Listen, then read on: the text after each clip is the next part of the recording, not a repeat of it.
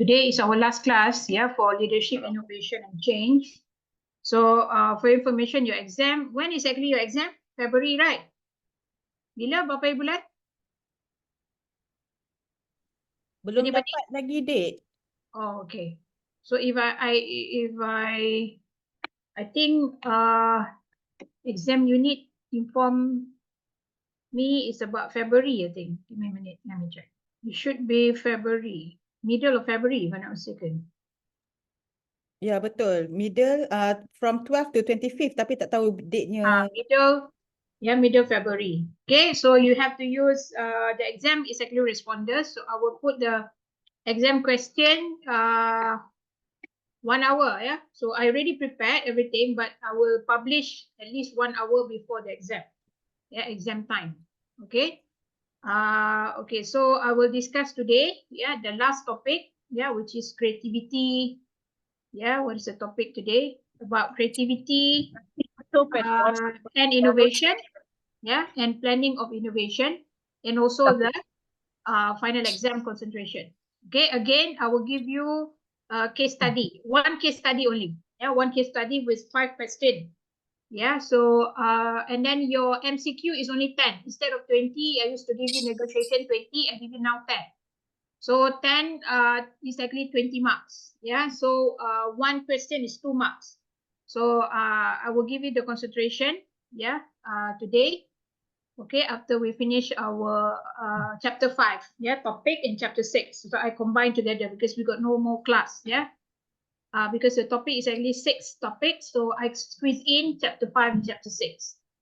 Okay, let's have a look at the class now, and then after that, the slides. After that, I give you a break, yeah, about 30 minutes because we finish at 11, and then you have to try, and then you have to try the case study lah, read the case study, and I give the question also in regards to the concentration, yeah, of the final exam. So I want to see how you answer, yeah, because in negotiation, yeah, majority of you did very well in the case study, yeah, but still, I think about 10 to 15%, yeah, still answer a very general answer, yeah. So I don't want, because I already trained you, yeah, to answer the case study question itself. Okay, so tolong tulis you punya nama and metric, yeah, because I need to put it inside the what do you call that, in SIS, yeah, for attendance. I think some of you still pending, yeah, for submission, so please, I still give you time, yeah, but you need to finish lah, yeah, the assignment because I need to mark, yeah, and also you can concentrate on your final exam. Okay, my student LIC ni tak ramai, okay, please write your name later, yeah, you claim that yeah, your name is not there. So please write your name, metric number. Okay, so we start, yeah, we start of this, what do you call that, topic, yeah, creativity and innovation and planning for innovation. Exam date 18 February. At 18 is hari apa? Give me a minute. So 18 is Sunday. Yeah, Sunday 1 to 3. So that means 2 hours. So I put inside my calendar. 18 February. 18 February is Sunday. So make sure that your responders is working, yeah. Those who your laptop, yeah, is not really compatible, it's not compatible, yeah, please make sure that your laptop, yeah, can access the responders. Okay, 1, 2, 3. Don't give me last minute headache, yeah, because madam, my computer is not working. Please, because you already have experience, yeah, so many times already in using your responders. So make sure your responders is working on that particular day, and any exam also lah, your exam, other subject exam. Okay, 1 o'clock to 3 o'clock. Okay, I put it inside the calendar. So because I need to, yeah, to insert, to publish the question, yeah, 1 hour, yeah, at least 1 hour before, yeah, before the exam starts at 1. Okay. All right, so let's have a look at our today's topic. Yeah, please write your metric number and your name. Yeah, evidence for your attendance. Okay, so there we want to discuss about creativity, innovation. So this is we actually learning about leadership, innovation, and also change. Yeah. So creativity is actually part of innovation. And also in chapter 6, we learn about planning of innovation. Okay, so this is the topic that we're going to learn, yeah, today. Yeah. Stages of creativity. Yeah. What is actually the creative person? Innovation leadership, yeah, culture and environment of creativity and innovation. Okay, this is actually according to Wallace. Yeah, Wallace, I think this one is actually back in 1926. So he wrote about the book Creativity Process, the creative process, yeah, back on 1926. So this is actually the 4 stages, yeah, 4 phases of Wallace. Yeah, so Wallace, what do you call that? He's actually a professor, yeah, and also I think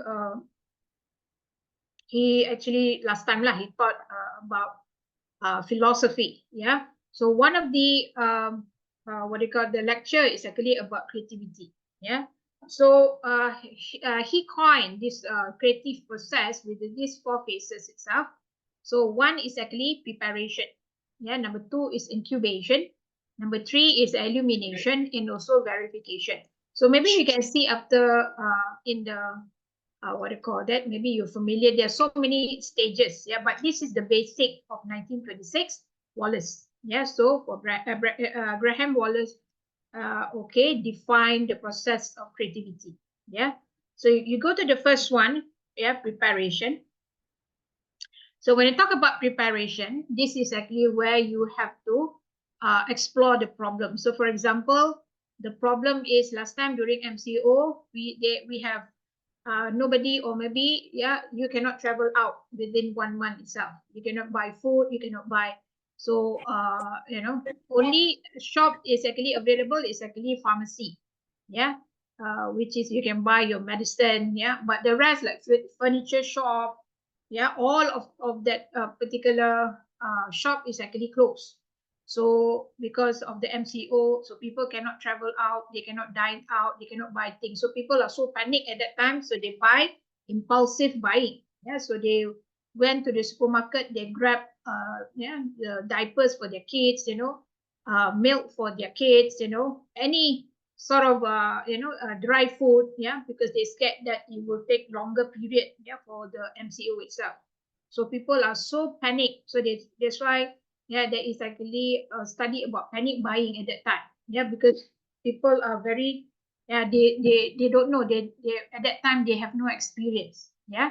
Okay, so when you talk about this preparation, so something you have to explore, for example, the problem that you have during COVID-19. Yeah, so what is actually the alternative? The alternative is actually, you can see like Food Panda, Grab Food is actually the solution. So they can buy, or maybe, yeah, there is actually Lala also is actually appear. Yeah, it's actually been, what do you call that? The company is actually uh, launch, yeah, after a while of the MCO itself, yeah, because people want to send one particular parcel to another. Maybe they want to send parcel to a particular A company, yeah, particular A company want to send something to one particular customer, yeah, because they cannot go out, yeah, because the policeman, yeah, the office, I mean the uniform, yeah, body is actually in on the road itself, yeah. uh, what do you call that, ATM, yeah, Angkatan Tentera Malaysia, and also the policeman also is actually over there, yeah, handling all this during the MCO itself. So one of the way of exploring the problem is actually to have, yeah, some sort of a Grab Food, some sort of a Food Panda and Lala, yeah. So that is actually the spark, yeah, of this delivery itself, yeah.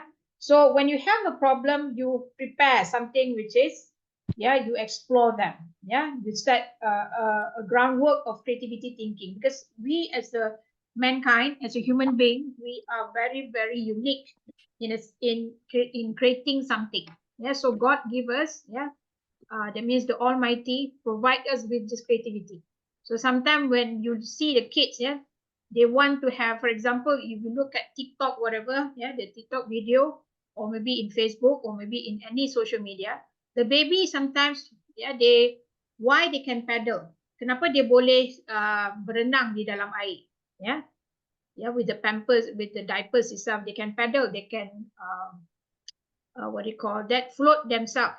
Yeah, macam kita pun kita tenggelam, but the baby have, yeah, because they have some sort of, we as a human being, we have our limit, yeah, our what do you call that, level that you can push us to, yeah, to be creative. Yeah, the mother, a very thin mother, yeah, mak yang kurus boleh angkat kereta, yeah, because the car itself, because the kids, kaki dia exactly stuck, yeah, I mean under the tire itself, but the thin mother can, yeah, uplift, yeah, the car, and then she saved, yeah, the child itself. So what exactly, yeah, makes the mother, the teen mother itself, that means the mother is actually like so light, yeah, what makes her can leave the car, yeah, the car is actually maybe 10 times or maybe 20 times, the weight is actually as compared to the mother itself, because of the, yeah, the limitation, that means we push our limitation up. Yeah, in some sort of like this, maybe we have a problem, we have, yeah, we think creatively. Yeah, sometimes the pressure itself, yeah, we think creatively. Yeah, for example, last time, yeah, we cannot have so many things we cannot buy. Yeah, we buy online, but of course we have to wait, yeah, for sometimes 2 weeks, yeah, because of so many demand of people buying. But yeah, we become so creative. Yeah, we use whatever ingredients that we have in the in the fridge, instead of we, yeah, buying outside, yeah, whatever, we become creative. Yeah, we cook our own lunch, yeah, dinner, breakfast, whatever left in the refrigerator, in the fridge itself. So that is creativity. Yeah, we never thought of that. Yeah, because sometimes, yeah, we have to buy that particular ingredients, but yeah, we tend to cook another recipe, yeah, basing from whatever that we have in the fridge. So we become very creative. The mother, the son, the daughters, the father become very creative. Yeah, when particular pressure, they are being pressured, yeah, to the corner itself. Yeah, so that is preparation. The second one is incubation. Incubation, yeah, is actually where you are using your unconscious processing. Something, for example, maybe everybody is actually talking about advantages. What about disadvantages? Something that, yeah, people never looked before, or maybe limited, or maybe very little people, yeah, or few people is actually focusing on the dark side, or maybe the disadvantages, or maybe the misery. Yeah, for example, during COVID-19, people are always, yeah, focusing on the misery of MCO, but they never, yeah, like Food Panda, Grab Food, they are focusing on the opportunity. So that is actually the unconscious. Something with for us is a misery. For other people, they look at different angle. It's actually a opportunity. Yeah. So always think of that. Yeah. Because this one is actually will give you opportunity to, yeah, to excel in whatever you are doing. Yeah, whatever you are doing. Okay. Before you open your mouth, make sure your mic is actually off. Yeah, because sometimes the mic is actually automatically on. Okay. All right. So incubation is actually, yeah, describe incubation as a period of unconscious processing. After the preparation stage, the individual set the problem aside and allow the mind to, yeah, to work on it subconsciously. Yeah, we have our conscious and subconscious. Yeah, something which is the the conscious is actually, yeah, when you look at the level, yeah, for example, that you look at the uh, the outer layer, yeah, for example, the iceberg, yeah, the outer layer iceberg, the one is actually conscious is something you can see. Yeah, the conscious is something that you can see, that means the iceberg, the ice block. There's something down below which is Titanic never thought of, because the if you read the history of Titanic, the engineer is actually prepared. Yeah, that means they studied about so many. Yeah, for example, like particular, yeah, catastrophic. Yeah, for example, like turbulence. For example, like very what do you call that? Maksudnya lautan bergelora, yeah, that kind of thing. So they are prepared for that. But they never prepared, for example, like underneath. Whatever they prepared is only outside, something which is cautious, something that we can see, yeah. Something that we cannot see, the subconscious, yeah, the system. That means the Titanic cannot, sense. They mean cannot. They will never sniff or sense that particular, problem itself, because iceberg is actually down below. Yeah, the one that you see on the tip of the iceberg is only something which is where your eyes can see, but down below is actually something we cannot see. That is subconscious. So the theory of this iceberg itself, yeah, our personality is actually more toward our subconscious mind. Yeah, whatever that you see, the cautious is actually what people want, that you want people to see. So that's why you can see that the split personality, yeah, what do you call that? Bipolar, yeah, personality, yeah, because you're looking at, yeah, whatever you have seen, whatever that you want to see, yeah, about him or her, yeah. So you never see the subconscious. You never see what is actually the personality of that particular person. Yeah, so subconsciously is actually how we have to work.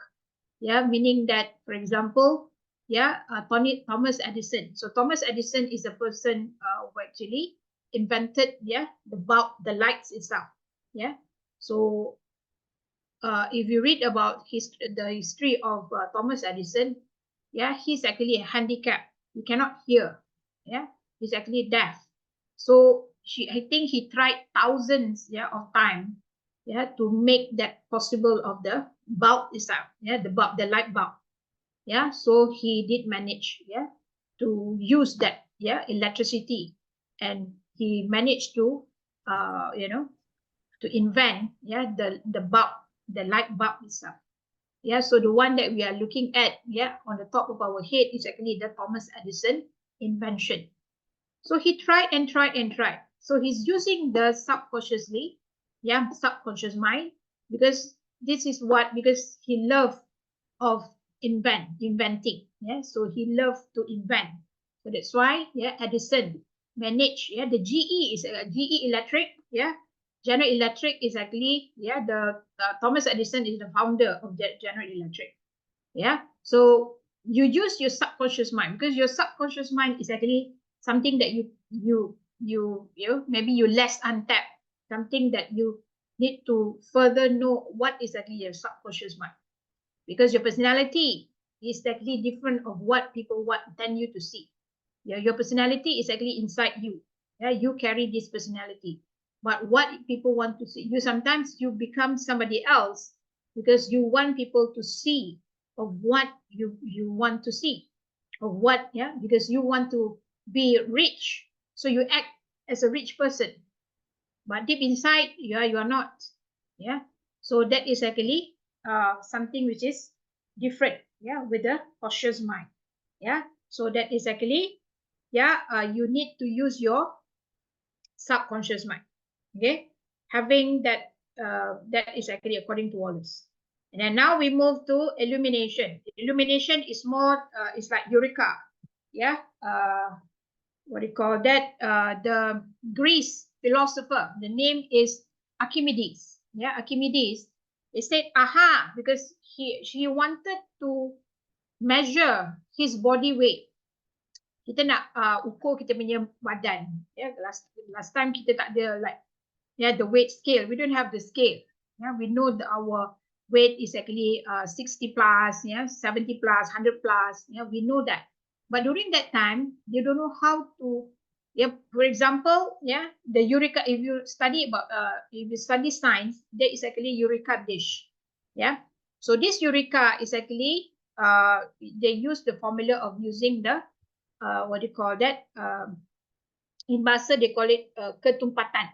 Yeah, tumpat, ya. So there's a formula of how to get the mass ataupun dia punya GSIM, ya, of that particular material or maybe that particular things itself. So Archimedes said how to weight myself. So dia tengok, ya, dia masuk dekat dalam bathtub tu, air yang keluar itu tolak dengan air yang ada itu adalah dia punya berat badan, which is the GSIM dia. That is actually the aha moment. Eureka in Greece said, I found it. Yeah, Eureka in Greece, yeah, is actually I found it. Yeah, it's actually for his academic. Archimedes is actually a Greece, yeah, person. Yeah, so it's actually aha moment whereby, yeah, this is actually how you have your breakthrough. Ya, contohnya you dapat, ya, for example, the formula, you dapat to invent something new. That is actually illumination. Yeah, and the last one you verified, yeah, by commercializing it or evaluate and verify the feasibility. Yeah, so this is actually the creative process. Yeah, as you nowadays, yeah, as you can see, the recent creative process, there's a lot of steps, but the initially is only 4. Yeah, by Wallace is only 4. Okay, so that is the process involved, which is number 1 is preparation, incubation, illumination, and also verification. Okay, now we go to the creative person in leadership. So why leader have to be creative? Because if you don't creative, definitely, yeah, because you are the role model. Yeah, people look at you. Yeah, so they look tall on you. So when you are not creative, so what will happen to your department? What will happen to your company if the CEO is not creative? Yeah, so the company will die, yeah, soon enough, because innovation and creativity is always go along together. They're always together. So if you look at company, if they don't have innovation, the company will die soon enough. Yeah. So like you look at, for example, Motorola, Nokia, they used to be number 1 in the market, yeah, during early of 2000, yeah, beginning end of 90s and early of 2000. But they don't want to change. They don't want to be,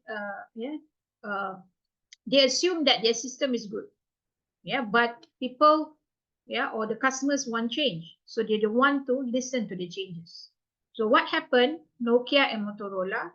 Yeah, Motorola is actually Nokia. They still have, yeah, but they use the Android system. Yeah, but of course, yeah, your name is not. It cannot be the same in the same league. For example, like you are in the World Cup league. No, it means you are just like, yeah, kampung player only. Yeah, you are the player, but you already out of the league. And I mean, from that particular arena or field already. So Nokia also they have, yeah. I mean they do it. I think they do quite well in India. Yeah, because I have students from India. I asked about Nokia. They said, yeah, they still have. But in Malaysia, yeah, you hardly hear about Nokia. Yeah, so the focus, yeah, I mean Nokia is no more in the market. They used to be number 1, but yeah, now, yeah, just, yeah, a reserve player, yeah, in the league itself. So that is actually, yeah, as a leader, yeah, you have to be creative in the sense of visionary thinking. Yeah, for example, like Tesla, people laugh at him. How can we drive an e-car? Yeah, battery. We are not a toy car. Yeah, it's actually you have to use the petrol. We have to use the gas. But now e-car is actually reality. So you can see that Chinese now in China, they are actually, yeah, they have what you call develop, or maybe they already start producing e-car already, whereby Tesla, the price is actually very expensive. So if China can produce e-car with the low price, definitely there will be a demand.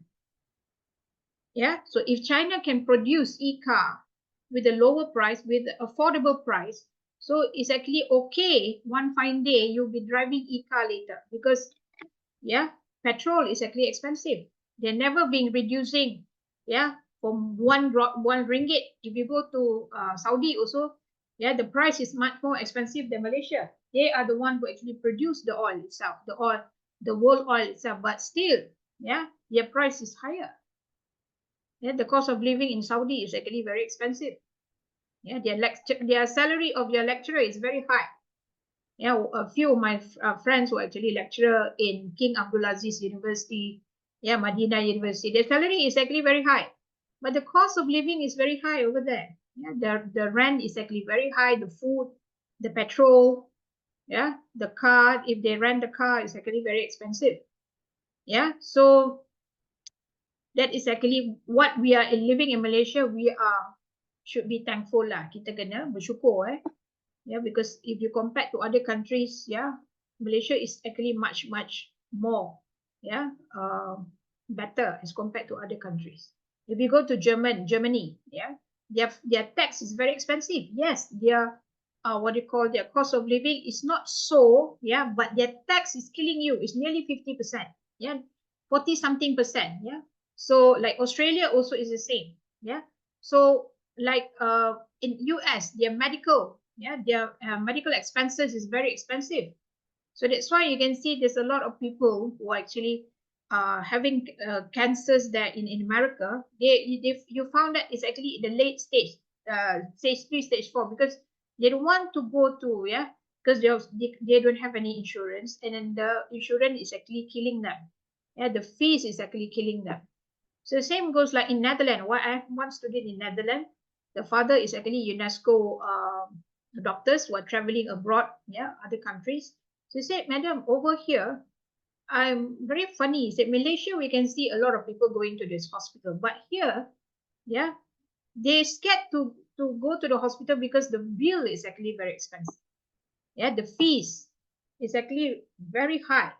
So that's why you can see a lot of, yeah, it's not about why, yeah, in Europeans, for example, Netherlands is actually one of the you know they have a very good services, yeah, in, for example, like in the hospital, but still lacking of awareness about this, yeah, because they don't want to spend a lot of money on healthcare. So Malaysia, we still pay 2 ringgit, 5 ringgit, yeah, and then the medicine, yeah, sometimes when your age is already senior citizen, you get free, yeah, medicine. So over there in China, I asked the student, yeah, did this senior citizen get free medicine? He said no, they have to pay. Yeah, if you travel so many countries, you will know. I asked them from India, I asked from Pakistan, I asked the student from Netherlands, I asked them from Saudi, I asked from Iran, Iraq, yeah, even West Bank of Palestine. Is not cheap. Everything is all yeah.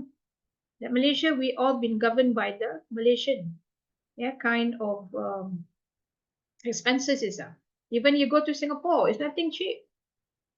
Yeah, of course, the cost of living over there is very high, and the salary is high. Yeah, but the cost of living is killing you. Yeah, so that is actually you as a creative person in leadership. Yeah, you have to be visionary. That means you have to look. You need to know what is actually happening in Malaysia itself, and then you have to compare to other countries. When you talk about the pension scheme, scheme pension, yeah, kita or they call it revoke or maybe balik pasal scheme pension for the effective 1st February kan, for those who actually civil government servant who actually the new one just joined the government, I mean the service itself. But you look at Canada, you look at in France, in UK, they already have revoke or maybe revamp the scheme itself long ago. Yeah, in fact, in France, they tightened. That means you have to work for so many years. In fact, I think about 40 something years, in order for you to get the pension, the scheme itself. Yeah. So you have to look again, not just simply put your mouth, I mean, open your mouth and shout it loud. You have to study also because we are academician, we are academia. Yeah, academia means we are in this line of education. So you should read. You should read and understand other countries how they handle the pension scheme itself. Yeah. So yes, it's true. Sometimes when you have like KWSP, EPF, yes, you just have lump sum. And then if you know how to handle the money, within 1 year, you finish your money. Yeah, or maybe less than 1 year, you finish your money.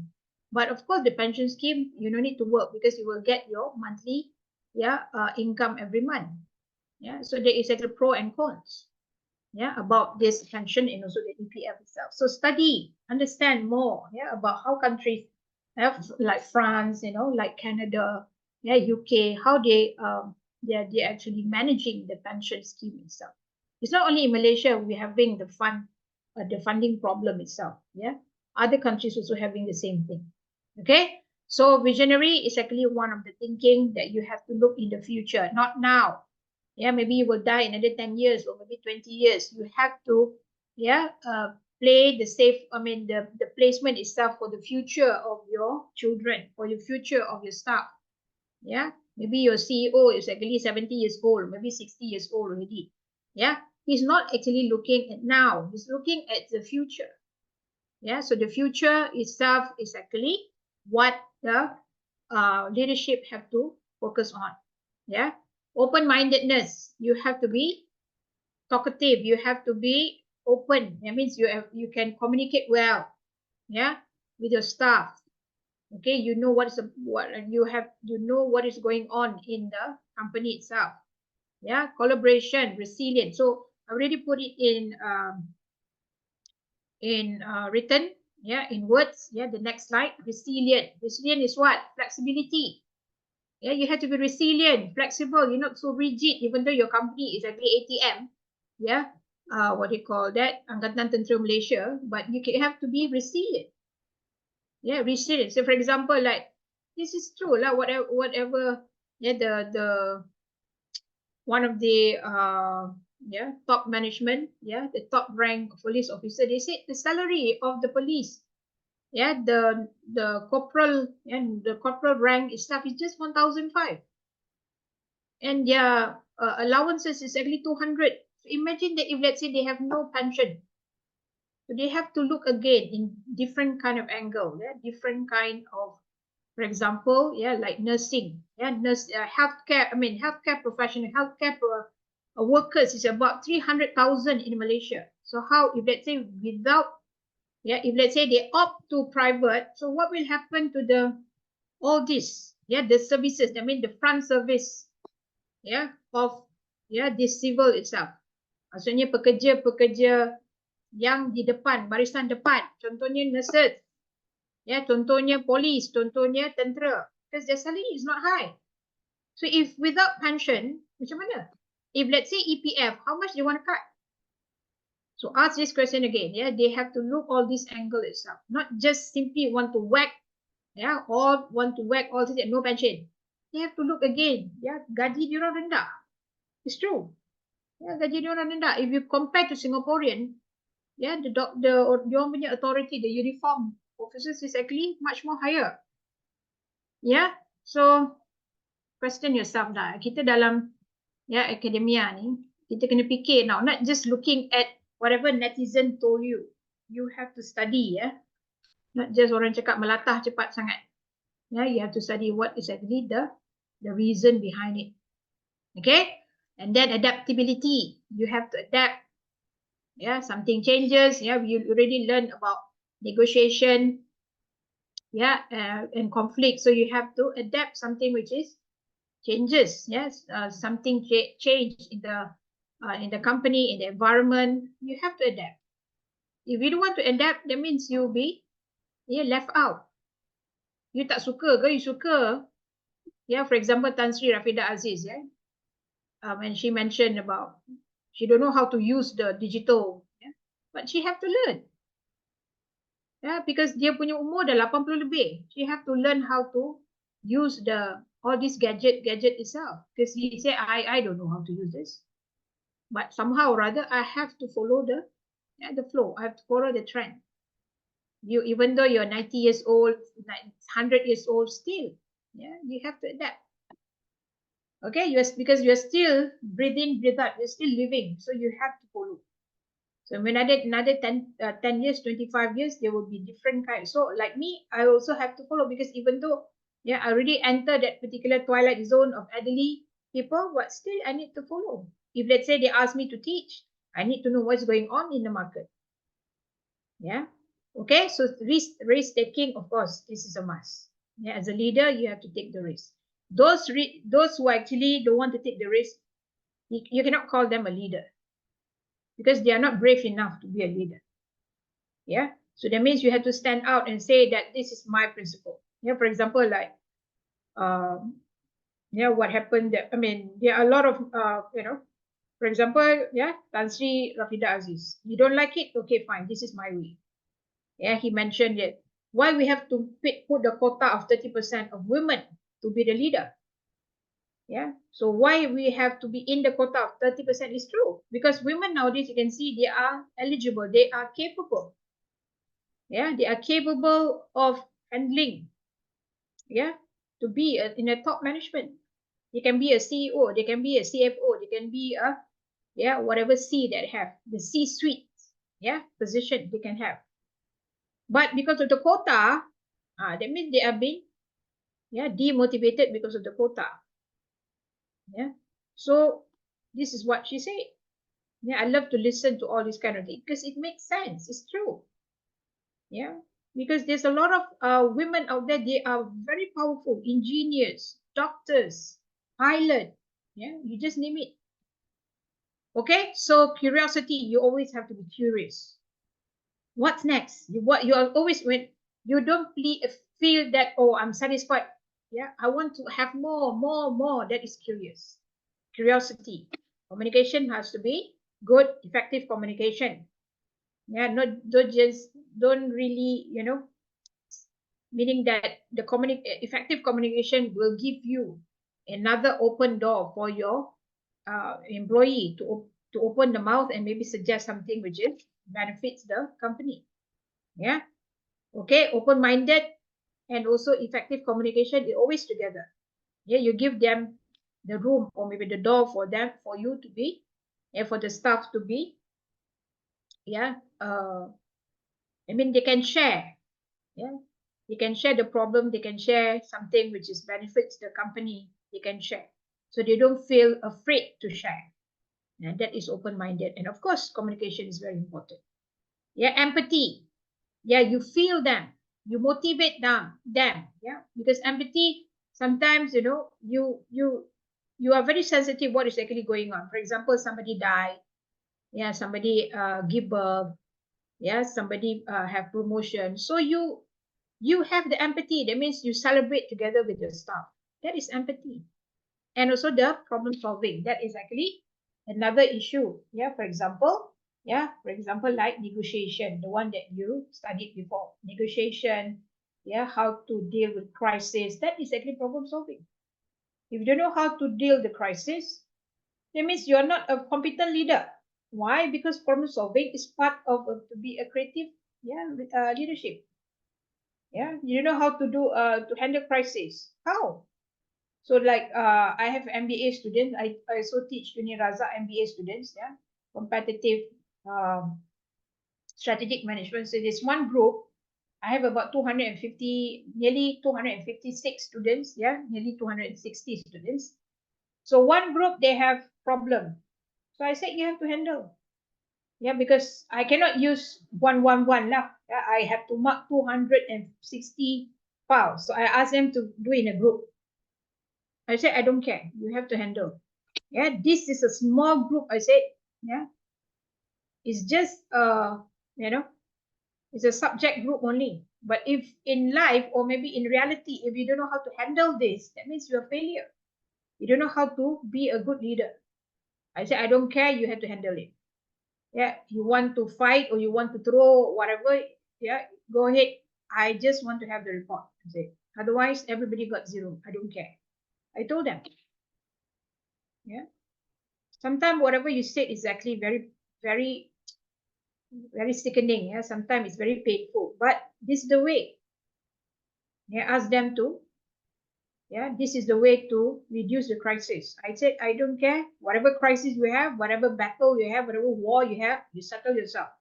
At the end of the month, I need to have the report. And some of them actually out from the group. Yeah, they should have 5 members. So one of them complained to me. I said, yeah, you can complain, but you still need to settle. I said, yeah, you are not 17 years old, 10 years old. You're already 30 something, 40 something. Don't tell me. Yeah, it's very a shame of you that you don't know how to handle your problem. Yeah, everything have to refer to me. Everything is like, it's like I'm actually give you, have to feed you with all this spoon itself. I said, no, you are MBA student. I say, you handle yourself. Okay, so they just keep quiet. Of course lah, yeah. They don't feel satisfied with me, but I said, I don't care. Yeah, you handle your problem. Because if you cannot handle the small problem, how can you handle a bigger problem later? Yeah, when you one fine day you become a manager. Okay, so that is actually the creative leadership. Okay, this is one I said. Yeah, the definition. I mean the the words by itself. Yeah, the meaning by itself. Okay. So this is a next one. Yeah, type of innovation. This is will come up for your exam. I will also repeat again. Yeah, so come up for the exam. For your MCQ, you concentrate on disruptive. Yeah, please take a note. Yeah, disruptive innovation. Okay, so this come up for the exam, and for MCQ, yeah, focus on the disruptive. So there is actually four types of innovation. Yeah, the X is actually more on technology wellness. Yeah, X exists. Y is actually more impact on the market. So technology and market. Yeah. So the low technology, low market will be incremental. Okay. So what is incremental? I will discuss again. So look at the image. Yeah. Look at the picture. Incremental means gradual, continuous improvement on existing product and services. For example, iPhone 15 from 14 to 15. That is incremental. That means low technology, low in market. Impact on the market is very low. So people will say, not much changes lah. Maybe the camera is actually better lah than compared to iPhone 14, because I asked them, I don't have any iPhone. I never used iPhone before. I said, what is actually the good thing about iPhone 14 to iPhone 15? I said, the system better, the camera is better, the audio is better. That is incremental. Yeah, because it's actually low in technology and low in impact on the market. So now we go to the sustaining. Sustaining is actually low in technology, but very high in market. Yeah.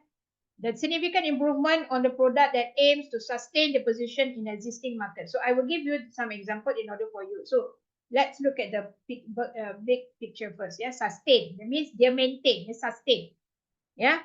So okay, this is a sustain. Yeah, incremental. Oh, okay. So some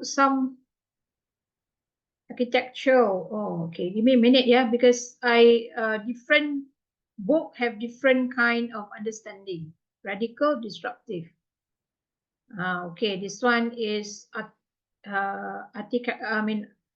architectural. This is actually more on this changing. Okay, give me a minute, yeah. Okay. Performance. Okay, this is actually changing the way of components. This is actually more towards new value. Okay, this one is maintaining, sustain. What do you call it? Incremental. So let me change this one first, yeah. Incremental or sustain. Because like this, you see, like different book have different kind of, yeah, understanding. So let me look at the gambar first, yeah. Incremental, sustainability. Give me a minute, yeah. Let me look at the image. Architectural,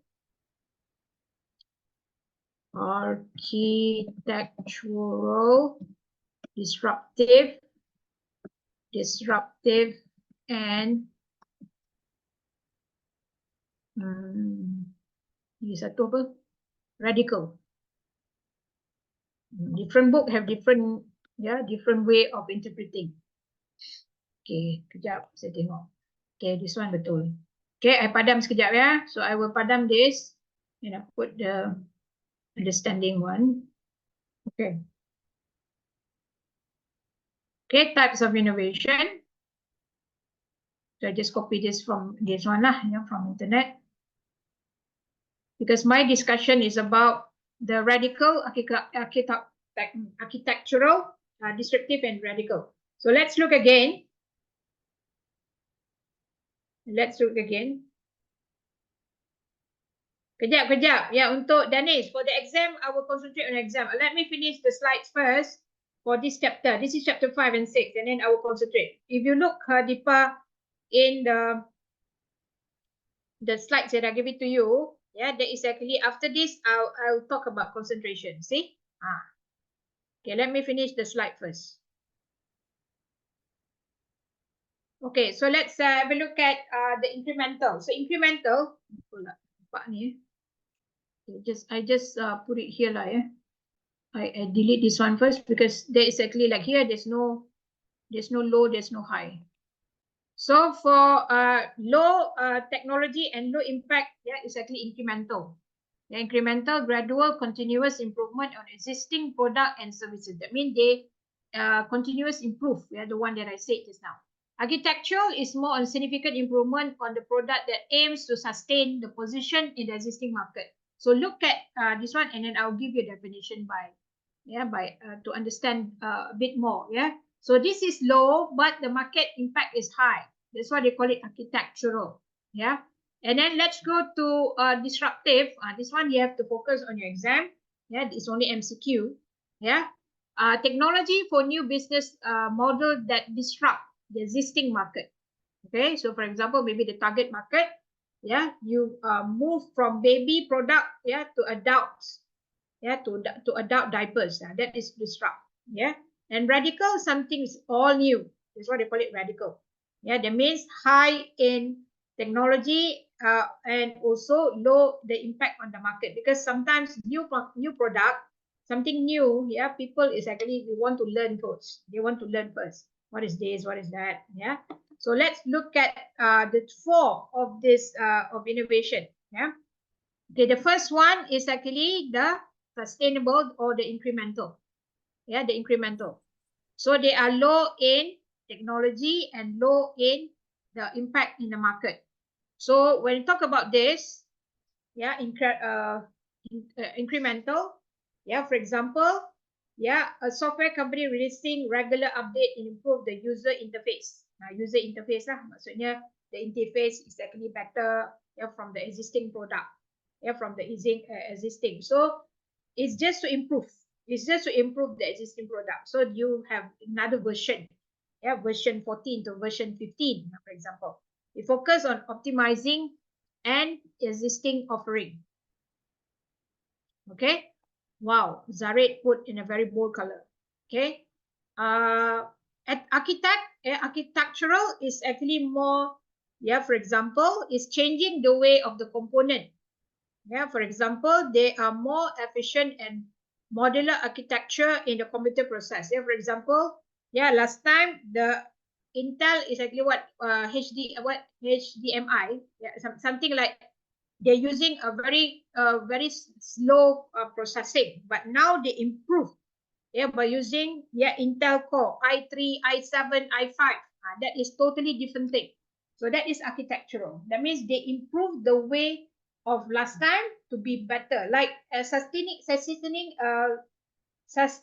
incremental is just for the new phase, yeah, interface, the new some sort of version itself. This one is more, yeah, new formula is actually implied, yeah, to change the component, the way of the component or the product system.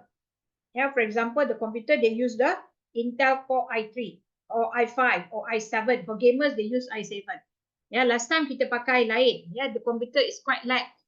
Yeah, so that is actually the architecture. Yeah, maybe they use, for example, bigger storage. Yeah, last time is 8 GB. Now it's actually 200 something GB. That is architecture. That is architecture. That means totally they change the component.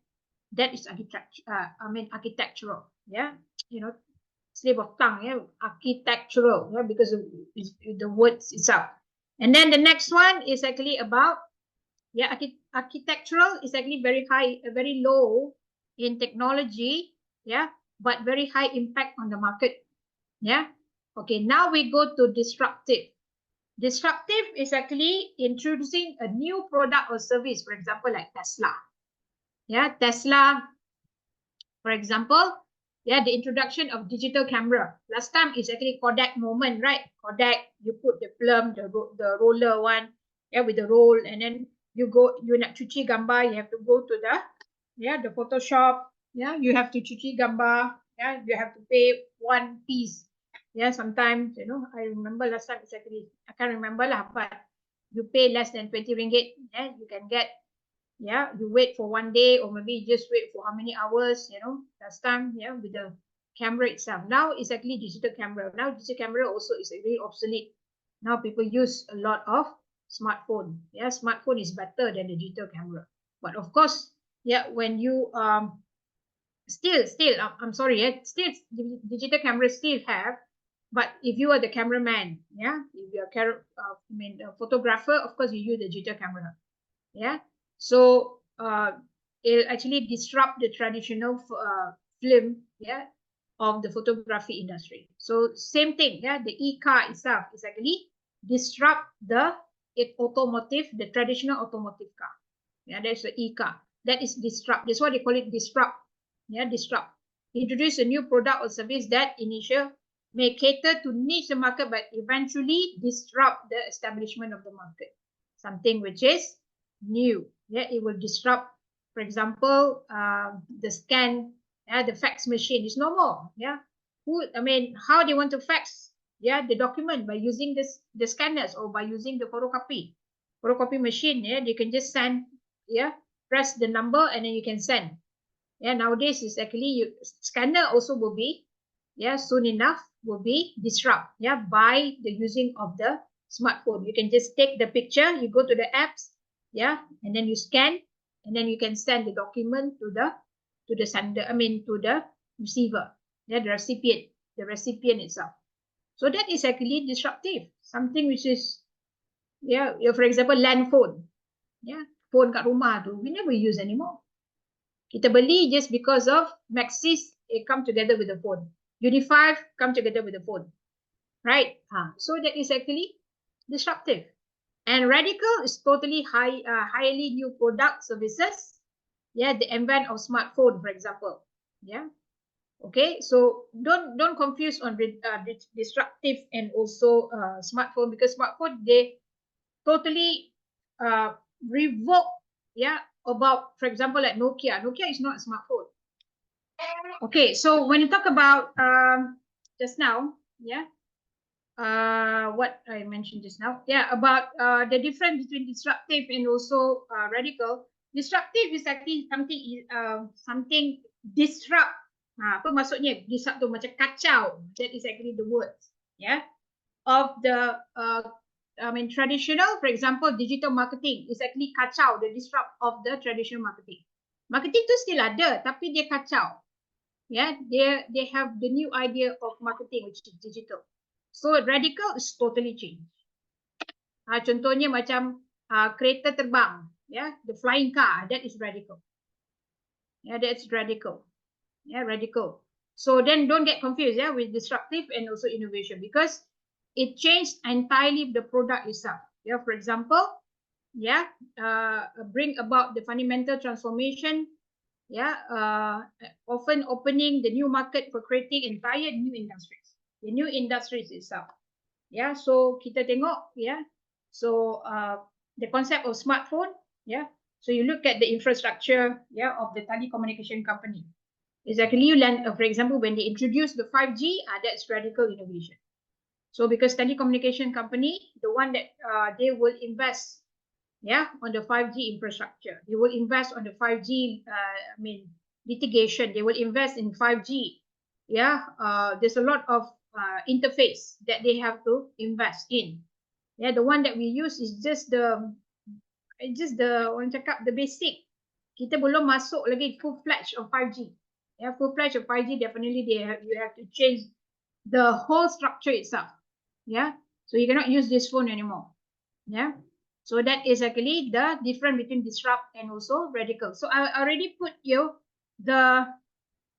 because I want you to understand. Yeah, so I give you this. Yeah, you can look at here. This is, you understand more on the disruptive innovation. Yeah, this is actually, I will give you, and then you can just click to that particular link. Yeah, it's actually from Harvard. It's not Harvard. It's actually from very prominent website. Yeah, they discuss more about disruptive innovation. Yeah, something which is totally different. Yeah, as compared to sustaining incremental and also architecture. Yeah, disrupt is something different. Yeah. Okay, so you have to look at disrupt. Yeah, you look at here. Disrupt is actually, that means very high in technologies and very high in market. You see, but radical. One thing different about radical, because one radical is something which is new. Yeah, something which is new that people still questioning. If I buy, is it worthwhile? Sebab dia punya impact market is still low. Benda-benda yang baru macam is out of this world when you ask. Yeah, for example, like you go to Amazon, Amazon river, in the central of America, and then suddenly these Amazon tribes, you give handphone. For them, it's totally radical because they never use smartphone before, and then definitely they don't have the infrastructure of the Wi-Fi. Yeah, so of course, that one is radical for them. Remember, radical is actually technology is high, but the demand in market is actually very low. For disruptive, it's actually dua-dua high. The technology is high, the market is high. Yeah, so that is disruptive. Okay, so the radical one is actually something that never people thought before, and then suddenly people like Steve Jobs lah, when they introduce smartphone, people gigit jari, macam mana nak pakai ni, how to use this. Take months for you to understand about smartphone. But now, radical become disruptive already. Or maybe they become incremental, or maybe they become architectural. So they move from radical to disruptive to incremental to architecture. So that is actually the flow of innovation. Okay, now we go back to we move to innovation leadership. Innovation leadership, of course, again, you will see, it's like if you studied about transformational leader, innovation is actually part of it. So it's actually like particular element of the leader itself. You have to innovate, you have to be creative. So creative and innovate is two different things, but they are in the same boat. You have to be creative in order for you to innovate yourself. Creativity is something that the one that I said, whatever that you have in the fridge, you cook during the MCO. You don't ask to buy something, for example, which is you cannot find it, and then you want to cook, for example, nasi ayam. So of course nasi ayam you need to have daun ketumbar, for example. So you improvise. Okay, I don't have that. The main ingredients you don't have, but then you improvise. That means you be creative in whatever ingredients that you have in your fridge, and then you cook for your children. That is creativity. You don't really just rely on, for example, that you're out of your hanger. For example, your hanger sidai kain tu. Because you cannot go out and buy the hanger, so you have to be creative how to make the hanger itself. So you use the wire itself, the soft wire that you actually have in your cabinet or maybe in your storeroom. So you use that as the hanger. So that is creativity. There's a lot of it. If you want to make a hook or whatever, so you use that particular what do you call that wire itself to make as a hook that you want to put whatever to tidy up your things. For example, your periuk, your sendok, so you use the hook itself. So no need to buy, like everything is all about Shopee and buy, because you have the habit already buying from Shopee, and then suddenly when it's MCO, and 2 weeks to receive your product, and suddenly you're already stuck. How I want to use it. For example, like during the MCO, my rice cooker is actually out of service. So don't tell me I have to cook lah by using the manual one. You use the periuk, the normal pot itself. But of course lah, you have to look at you have to play with the check up the fire stuff lah. You have to make it small the make the volume or maybe make it the fire, yeah, kecilkan dia, yeah. So it takes time. Maybe you have to wait, you know, you have to kacau. It's very troublesome. And of course that I'm always on the run. Yeah. So I say, okay, never mind. I just buy lah from Shopee, and then I have to wait for 1 month. Yeah, of course I have to wait for 1 month. Definitely we have to eat, yeah, 2 times a day. So I have to cook 2 times a day. I'm using the manual kind of, you know, how to cook, you know, the rice. So you have to be, yeah, that means you have to improvise. You have to create, to, you know, to survive. In order for you to survive, you have to improvise. Yeah, same like innovation. In order for you to survive, you have to innovate. Yeah, you never can say that, oh, okay, I'm MacD. You know, I'm a, you know, the owner of Starbucks. Okay, I have got so many hundreds of cafe and restaurant. I'm okay already. You never say okay, because other, yeah, competitors, they're still looking at you. They're looking at your weaknesses. Once you have your weaknesses, yeah, then you cannot control your weaknesses. The competitors can just beat you. This is what happened to Nokia and Motorola, BlackBerry, yeah, because they never smell the competitors what they are doing. So the newcomers, for example, like Samsung and Apple at that time during 2000, they are the winner. Yeah, they already overtook, yeah, the game of Nokia, Motorola, yeah, and the rest of the brand. Yeah, Sony Ericsson at that time. Yeah. So innovation, yeah, you must have, yeah, the leader must have the integration of various leadership style. So what is actually the style? So I will, you know, discuss what is actually the leadership style that you need to have. Yeah. The leadership style is applied to guide and inspire the employee. So this is actually the element.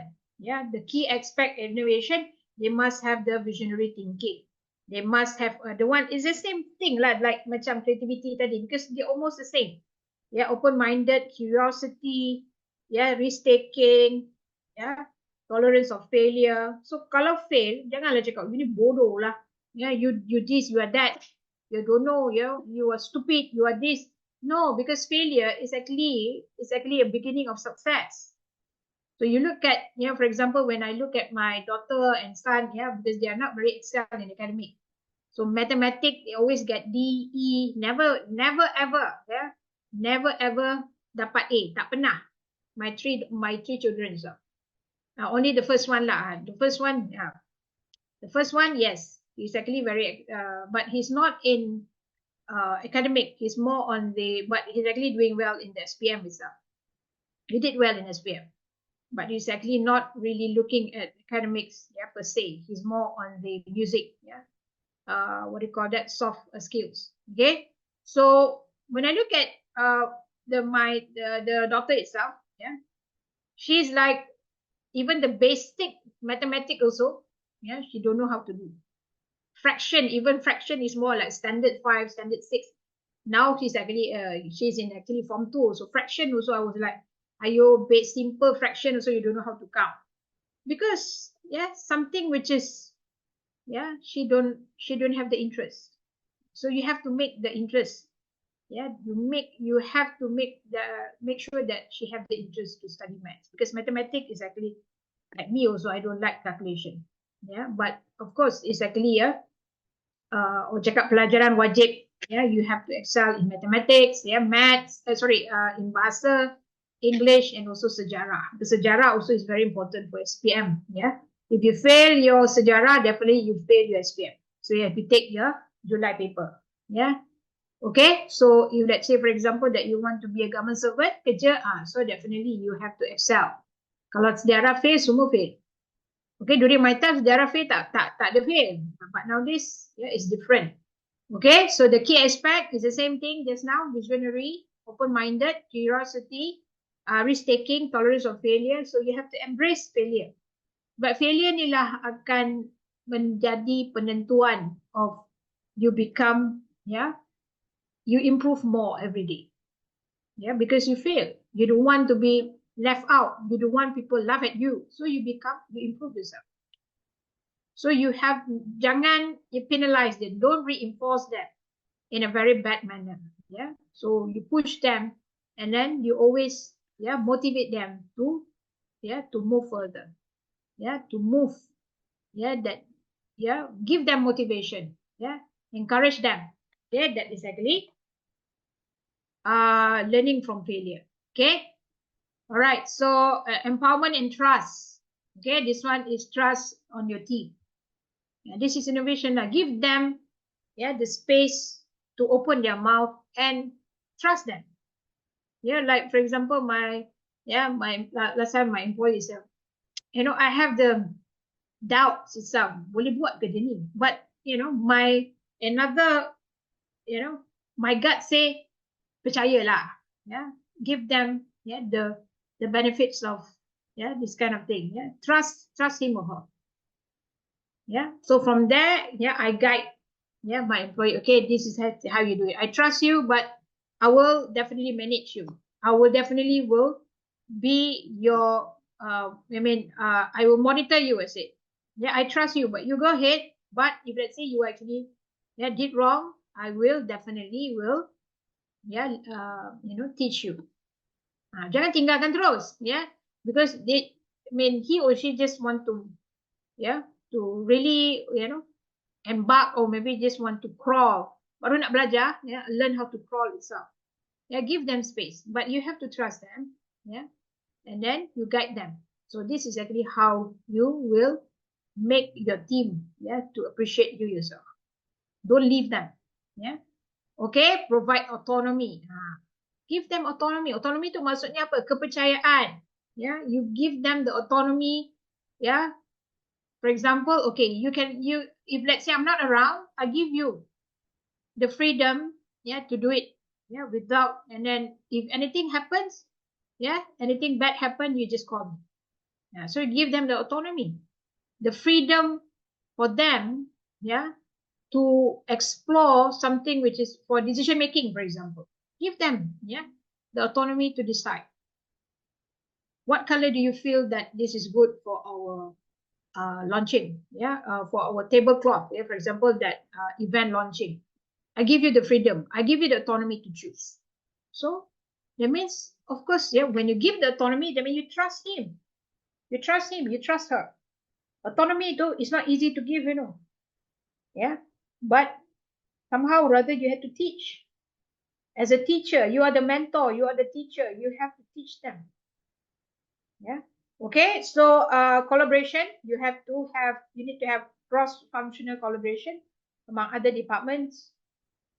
Yeah, because they need to know also other department. They need to know also what is actually going on in other department. They need to know also sometimes, you know, yeah, when you are given a project, yeah, you lead the project leader, they are from different departments. So your department, your staff have to, yeah, have to report to the project manager, which is different department.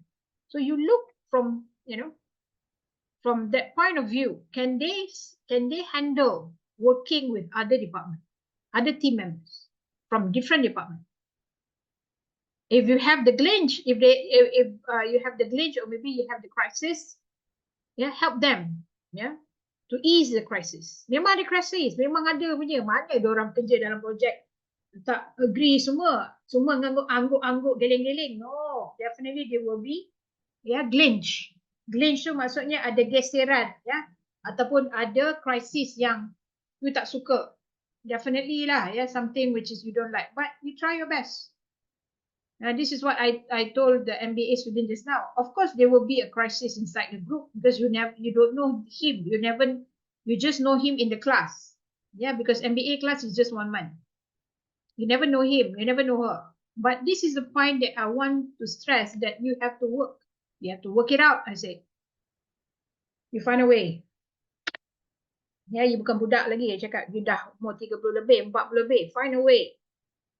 Mengadu sini, mengadu sana, that's not the solution, I say. As a leader, you have to, yeah, you need to lead. Not just the title of leader, you have to lead. Get someone to listen to you. But you make sure that you are doing the right thing. Ya, kalau you bagi salah ilmu pengetahuan, ya, because I ask them to do analysis. Yeah, if you know how to do your analysis, you get back to me. Yeah, so don't, yeah, make sure that everyone agreeable of what we are doing. Yeah. Okay. And then adaptability and flexibility, adapt the change, flexible in problem solving approach. So that is actually adaptability. Okay. So that is actually adaptability and change. So you have to adapt change. Yeah. Whatever that you already learned. Yeah. Because this one is actually about leadership, innovation, and change. So change is part of the leadership style. Yeah, you have to embrace change. If you have got the mandate from the top management, yeah, whatever change that you have to do, yeah, you are the agent. You are the agent of change of your department. So you have to change. You have to make sure that you embrace whatever that the message is actually from the top management. Janganlah you cakap, memang betul lah ini message from top management ni tak boleh pakai. Cannot be used. No. Yeah, because you are part of the agent, you have to make sure that everybody follow the change. Not against the change, follow the change. Okay, so dalam pukul 9.30 nanti we take a break. Then pukul 9.30 we take a break. Okay, resource allocation, this one is more on budget, time, personnel. Personnel tu maksudnya the individual lah, the person, to innovate, ask them, give them resources, give them time, give them budget, for example, like 3M company, they have time, for example, about half an hour or maybe 15 minutes or to half an hour to think about every day, every day you have to think about innovation, every day you have to think about creativity. So when you have this culture, definitely everybody is actually start thinking innovation. Because they allocate the time. For example, for you to sit down, I don't care how you want to do it, 15 to 30 minutes just solely for innovation. Anything that you see, anything that you cross over, anything that you, whatever that you have in your mind, maybe you've gone through something, while actually driving back to your house, or maybe your friend told you something sparked, and this is actually something that you have to look into. And then the manager will ask you at the end of the month what exactly you are getting, for the past 1 month itself, what you gain, for giving the time, the resources, allocating the resources to you, what exactly you want to give, what do you want to share, so something is actually, this is actually allocation. It's very difficult lah. I've been working for so many companies, susah nak dapat this kind of company who actually embrace the resources itself. Tak ada, tak pernah pun saya kerja dapat macam ni punya company yang dia focus on resources, tak ada. So maybe other companies lah, maybe like 3M they did have this kind of moment of time, where they spend, they give you time for you to think creatively and innovatively. Communication skill is very important, because you can clearly disseminate the vision, clearly disseminate transparency, very important communication skills. Listening, don't just talk, listen also you have to do it. So you listen to every single one, you will know what is actually going on. Don't just listen to one party. Both have to speak. Remember, we talked about negotiation last time in the class. We will have to listen to all parties, not just listen to one. Because you cannot conclude by listening to one. So you have to listen to all and then you decide. You decide. Okay, as a negotiator, you have to listen to both, left and right. Okay, so that is actually listening skill. And then continuous learning, of course, give them opportunity to learn, give them opportunity to go for training, enter the training, whatever training that you have, critical thinking, for example, that you want to send them for, say, advanced Microsoft Excel, because maybe the basic, but for information that is actually advanced, Excel, they will teach you how to, for example, the formula, something which is benefits your department. So you don't need to do redundant work because you already learned how to, how to design, the For example, the, what do you call that? The spreadsheet. Yeah, because Excel is a spreadsheet. So instead of you copy, you just drag the cursor and then just copy. Something which is, yeah, advanced version. Yeah, you learn advanced of the Excel and Microsoft Excel itself. So that is something new. You learn and then you have the knowledge. Or maybe you learn about communication skill. You are so quiet. So the manager asks you, say, okay, Salma, I send you to for training communication skill. So maybe you, after the training itself, she become very confident of herself. That is improvement. That is continuous learning.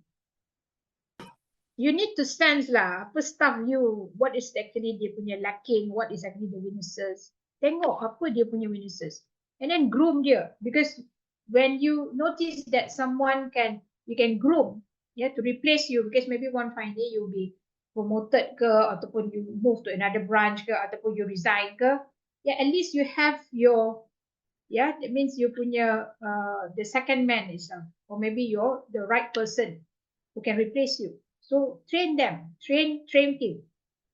Jangan orang cakap, you know, kedekut ilmu. No. Yeah, you share. You train them to be like you. Okay? Alright, recognition, reward, yes. Yeah, after they have finished their project, reward them, give them makan, for example. You know, bring them, for example, like to the family dates. You know, they can bring their children, they can bring their family, so you know their family well, their children well. Yeah, so from there you will create the relationship, very good relationship between you and also your staff. Yeah, so kalau dia fail, janganlah penalize dia. Yeah, motivate him. Yeah, motivate him, encourage him. Of course, like, it's very painful, yeah, because you actually train him so long already, still you fail. But yeah, because the capability of everyone is different. Ada yang cepat tangkap, ada yang lambat tangkap. You look at your son, your daughter, ada yang cepat, ada yang lambat. But still towards, they're actually moving to, you know, forward itself. Yeah, so that is actually, you need to have the support. Okay. Now we are moving to, I think after this, we take a break. Yeah, lepas habis ni. Yeah. And then, I think about 4 slides. Yeah, I think about, I will move it, yeah, very fast. I'll go very fast. Yeah, this one. Yeah, the culture of innovation. Yeah, it's the same thing. Sama juga macam tadi, creating a culture. So of course, yeah, you need to have the leadership commitment. Yeah, transformational. Yeah, so it's not transactional, transformational. Yeah, transformational itself. Yeah, they need to have a creative thinking. Yeah, actively communicate. Encourage to be open communication, macam saya cakap tadi. Yeah, active listening. Yeah, open communication channel. Encourage them to free flow of ideas. Yeah, provide resources. The one that I said, time. Yeah, budget, personnel. Yeah, it's the same thing. Training. Yeah, promote collaboration. The cross. Yeah, what do you call that? Functional team. Yeah, embrace diversity. That means is you have to embrace. You join, yeah, one particular team with different background, with different kind of culture, yeah, different kind of race, so they can work together. Diversity. Okay, reward them, recognize them, yeah, give them promotion, yeah, reward them with a good salary, yeah, with a good bonus. This is actually how, yeah, you create the culture of innovation. Yeah, promote autonomy, the same thing that I said just now. Yeah, create a learning culture. Learning is not easy, yeah, because sometimes people don't want to learn. Yeah, staff, they are very comfort with that particular zone. So when they ask, encourage them to, okay, you already know how to do this. Can I push you to, yeah, for example, that he knows how to write. Yeah, for example, last time when I used to work in public listed company, yeah, in corporate com, so she know how to write well. But when I asked her to do something which is more, you have to liaise with reporters, you have to liaise with media. She became so numb. She said, Madam, I don't know how to talk. I don't know how to liaise with them. I said, you learn.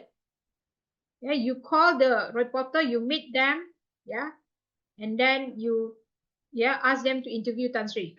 Yeah, because of course public, corporate com is actually to promote the company, right? Promote the company. So one of it is actually to promote the owner itself, the company. Get them to interview Tan Sri and then ask them to write about Tan Sri itself. So that means definitely, yeah, the shareholders, yeah, the stakeholders will be, yeah lah, of course lah, yeah. We need to promote the company itself. I'm so sorry, madam. I'm afraid to call them. I said you have to learn. So sometimes it's not easy to have this, yeah, learning culture itself, yeah, to push them off their comfort zone. It's not easy, but you encourage, and I said never mind, yeah. If you got stuck, yeah, I will help you. But somehow or other, you have to, in order for you to, to promote you, me to promote you, you have to learn this, yeah. Okay, so that is actually she agreed, and then things goes well, yeah, and then from there she excelled. Okay, next is management of innovation. Yeah, management of innovation is actually according to Gartner. Gartner is actually a company who are actually a researcher. Yeah, marketing research. It's not just marketing lah. It's more on the research company. Yeah. So they say innovation management is a business discipline that aims to derive sustainable innovation process. Yeah, for example, like you look at General Electric, GE, Procter and Gamble. Yeah, Linux. Linux is a system. Please off your mic. Yeah, Linux is actually a company system. Yeah, company system. I forgot already. Linux is actually a computer operating system. Yeah. Okay, what makes them very innovative? Because of the management itself. As I mentioned, like 3M, yeah, they push them to be creative. They push them to be innovative. So the culture is not easy. Yeah, you find it in any Tom, Dick, and Harry in Malaysia, or maybe in other countries also. Yeah, it's not easy because you need money, you need time, you need budget. Yeah, so why they are very good in innovation? Because the management itself is actually innovative itself. Yeah, they have the culture of innovation, not just one person, everybody. Yeah, for example, last time when I used to work in M-Bank, we are so afraid to go back. Yeah, we can go back at 5, but we look around. Siapa nak balik? Siapa nak balik? Because the manager is already inside the room. The manager said, you can go back lah, but you dare not go back. Even though the manager already blessed you to go back, but you dare not. Said, never mind lah, you just wait for the boss to leave lah. And the boss will leave at 7, we leave at 7:10, 7:15. Yeah. So that is actually the culture that you feel that you respect. The respect itself is there. Yeah, the respect of your manager, the respect of your friend also the one dare not to go back. Ya, tapi ada yang ada hal tu dia will balik awal lah. But those who actually, majority of us will stay until 7 and then we go back 7. Last time Saturday we are working, from 9 o'clock to 12:30. Saturday, last time during 90s lah, So we did share, we buy, the Chinese will buy the KFC or McD, and then the Indian will bring their, for breakfast lah. We makan from breakfast and until lunch. Yeah, the Indian will brought their apa ni orang cakap, the thosai stuff, the roti canai, the idli, home cook, and then the Malay will bring nasi lemak, they make lah. But with that, I said it's actually sensitive, don't buy beef, I said, because we have to, respect, the Indian, friends also, the colleague also. So we makan, every Saturday we makan lah. So that means 4 times. In 1 month we makan, potluck. So this kind of, it will integrate innovation, because the culture itself is actually very welcoming. Okay, so the GE, they practice, GE is actually very good. If you go to a hospital, MRI, CT scan, mostly it's actually from GE.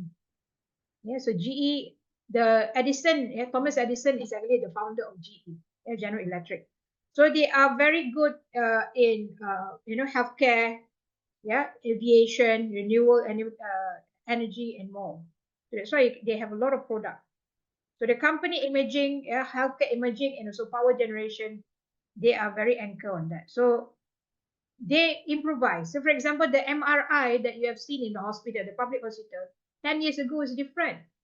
Yeah, the CT scan that you have, yeah, that you have seen now is totally different than 10 years ago, 15 years ago.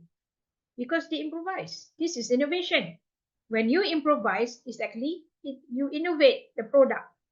Yeah, the product become incremental. You see, incremental and also architectural.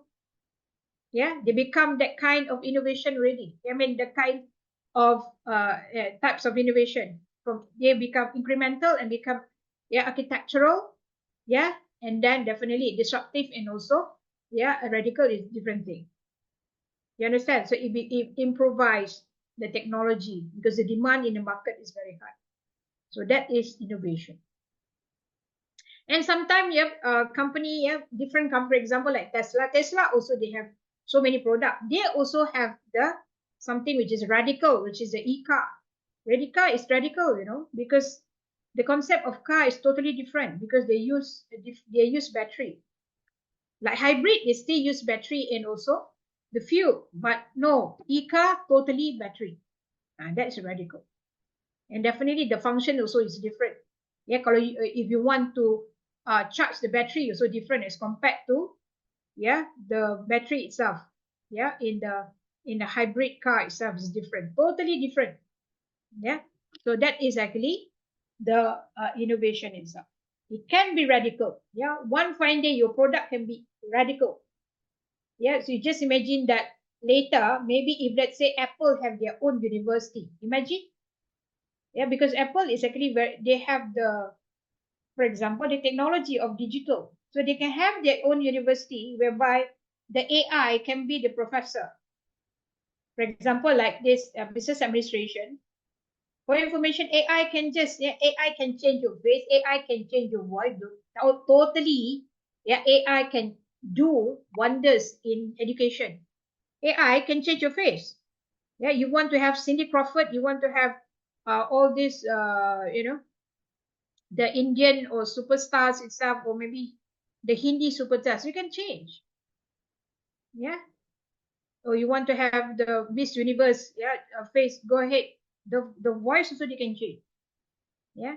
So that is AI. So you think the AI cannot change, cannot teach? AI can teach. Because like Chat GPT, they're using AI technology. So it's just a matter of for example, when you discuss, okay, I want to know about radical innovation. Yeah. So the AI can answer you as good as the lecturer itself. But of course, they don't have any experience, in industrial experience they don't have. But majority of the lecturer in Uniraza, majority, I'm not to say all, or maybe few of my friends, lecturer itself, in Masa, in other universities, they don't have any industrial based experience. Like me, I have both. The industry is different as compared to academia. Yeah? Totally different. Whatever you learn today, sometimes you just use only 30% only. 70% is all hands-on. It's all in the industry. It's not the same. Yeah, it's not the same. Yeah. So that's why academia, their salary cannot be more than the industry itself. Yeah, the GM can get 20,000, 25,000 a month. Yeah, the PhD lecturer only getting about 10,000, 12,000 a month only.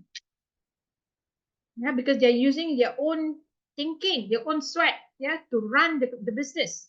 Whereby lecturer is just giving lecture and doing research. Okay, so I think okay, this one innovation. I'll go a bit fast, and then these two slides, and after that we take a break.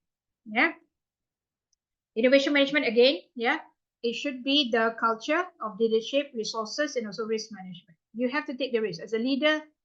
People condemning you, people say that you're no good leader, no good this, no good that, but you're taking the risk. You said no, exactly for the betterment of the company, I have to swallow. I have to do this. I know you don't like it, but this is the best way of doing it. So that means you are taking the risk. You defend, for example, like last time I've been bombarded by the directors. Amra, you don't support yourself. I said, who said so?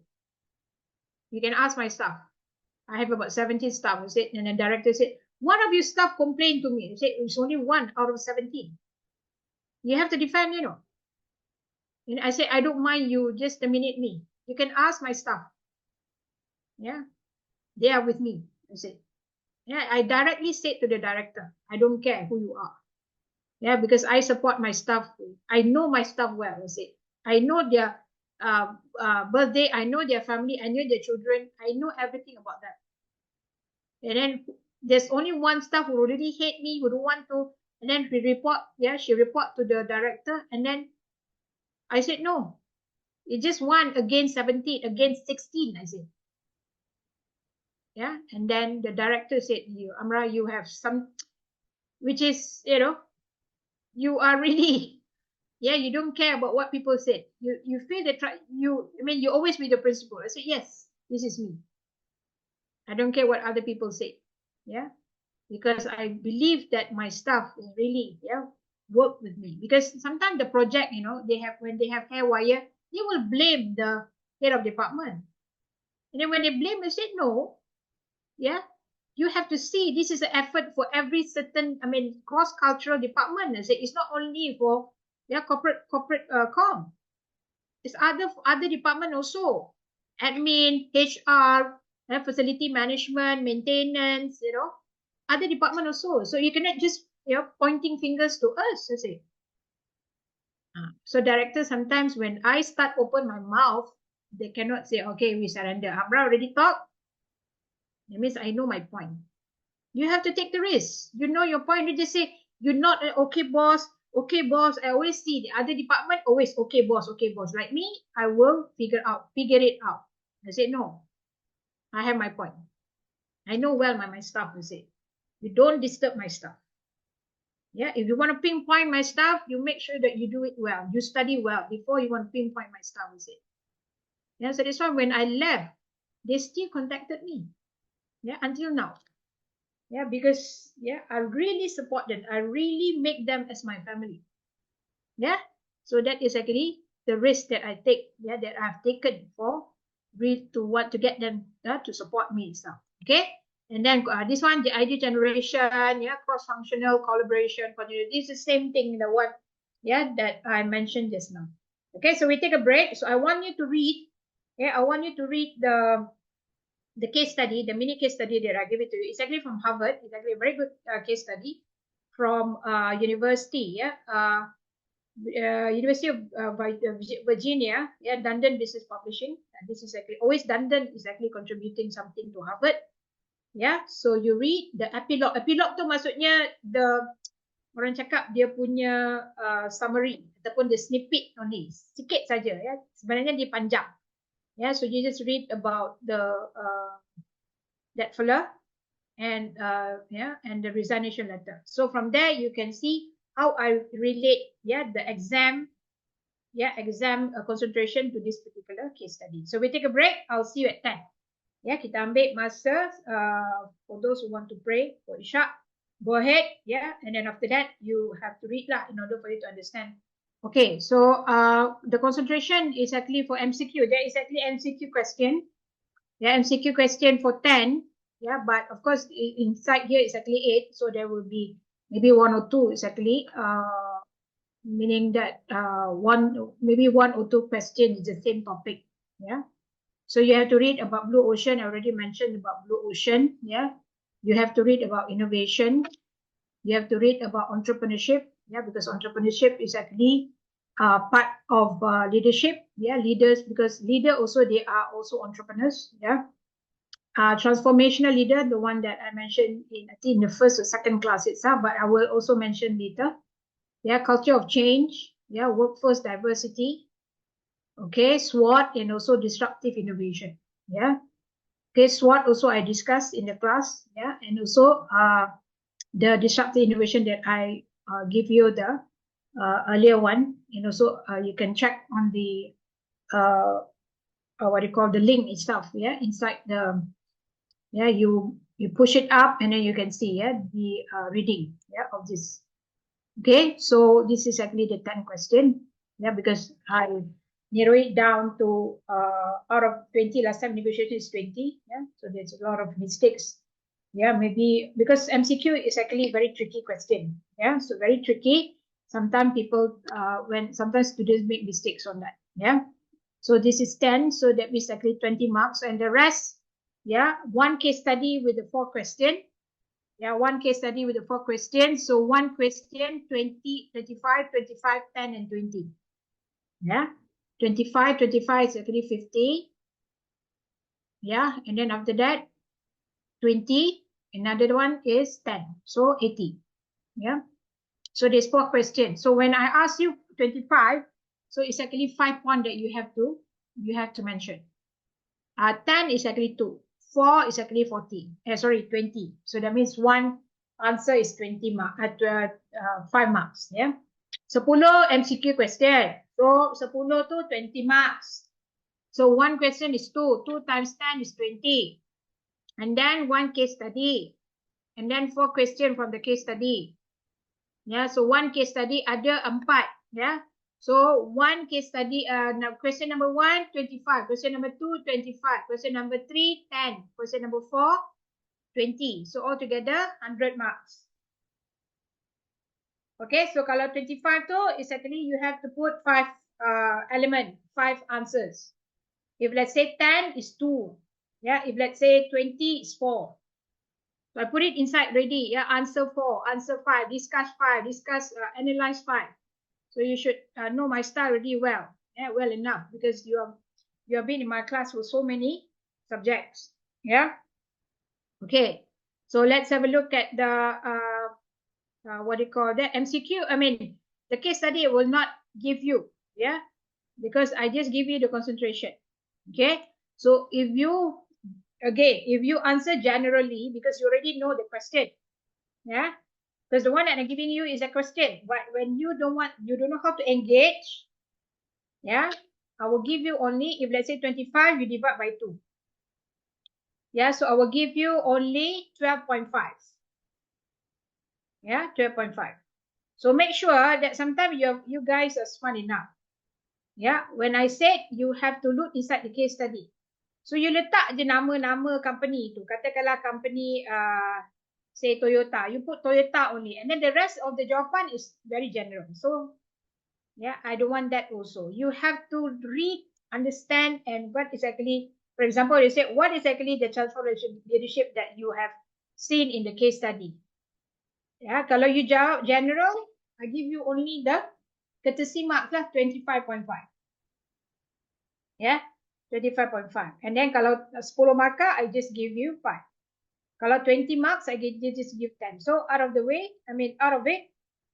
total, you just get your passing marks only. Yeah. Okay, so you know my style well, so you should answer well by looking at the case study. And the answers is in the case study.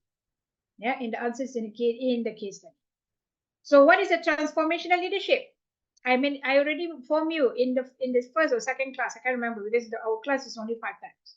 Yeah, it's actually to encourage, to motivate the employee itself. This is the definition. Definitely, I will not ask you definition. Definition is only meant for diploma. Yeah, for foundation, yes. Yeah, for advanced diploma, yeah, masters, we never ask definition. Yeah. Okay, this is actually to encourage, the approach is actually to encourage, to inspire, to motivate. That is transformation. So normally that whatever that you have seen in your company is all transactional. Yeah, dia suruh buat. You follow. That is transaction. I mean, they just concentrate on transaction. Yeah, whatever that you have your routine in your company. But for transformational, they're lain sikit. The leader is actually, yeah, they have different kind of attitude. They have different kind of characteristic because they encourage, they inspire, and they motivate. They are the change agent. Yeah, agent of change. They are the trendsetter.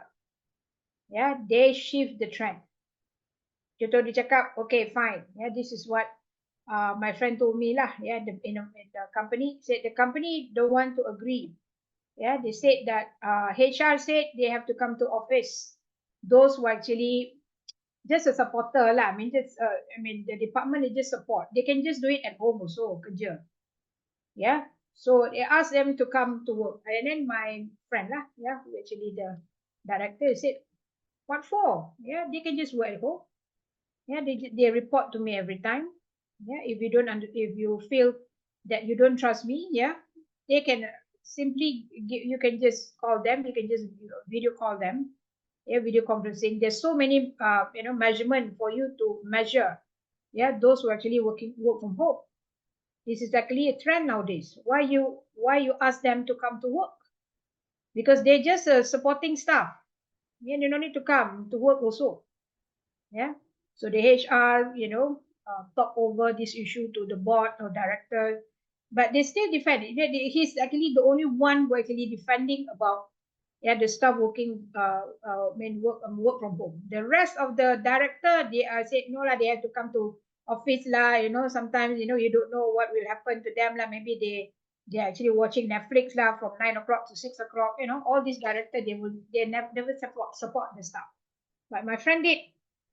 Yeah, but finally, because of him, only his department, they said, oh, okay, we try first this department. Yeah, this because he's actually more, for example, supporting department lah. Yeah, so he tried, and then I think within 6 months he tried, and then the CEO, the exco approved. Yeah, working from home, but not every single one. Yeah, and then from there, yeah, you can see that is actually something which is for me he's actually transformational. It means he's actually taking the risk. He's taking the risk. He's taking the courage. Yeah, he's actually inspired, and then everybody clapping, and the staff is clapping at him. Yeah, because he did manage, yeah, to bring the work from home. Yeah, which is they say, okay, fine. If any meeting, they have to come to the office. So they actually, and then the HR also make issues, blah, blah, blah, blah, and all that. Say, fine.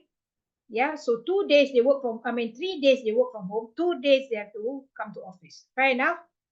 This is actually the trendsetter. He's actually a trendsetter. Yeah, to all other departments.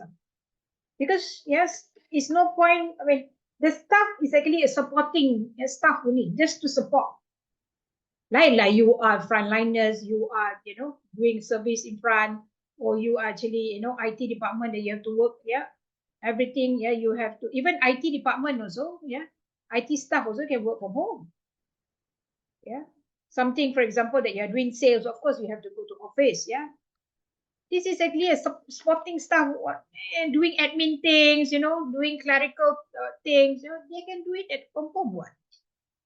Yeah, so finally, the effort, the sweat and blood that he promote about this work from home, finally, yeah, he got it. And now you can see other departments also. Yeah, 3 days work from home, 2 days, yeah, but masuk office. So you can spend the time lah, with your families. Yeah. So you look at the case and then answer. Yeah. What is actually that you have seen the characteristic, yeah, of the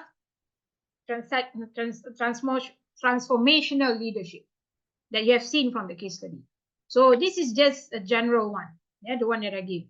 So because number one is actually, for example, for man element leadership, yeah, based on BAS 1985, he claimed that their leadership looked like and how to be successful by type of leaders. Number one is idealized influence. Yeah, the most important thing that transformational leader is to lead by example. Yeah, that means they are the role model. Yeah, they are intellectual. Intellectual simulation means that they are creative. They have critical thinking. Yeah, they are problem solving. The one that I said to my friend. Example like my friend is. It's not easy, 6 months, yeah, just to get the exco to approve work from home. Yeah, because budaya tu is actually a new trend. Yeah, so there are so many companies already practice work from home for information. So he said lah, why our company is a very big company, and then we don't want to be part of the trendsetter. Other companies already, and they give all the statistics. You see, look at all these companies. Yeah, it's the one that I asked you to stay at home is actually those who are actually doing something, a clerical work, administrative work.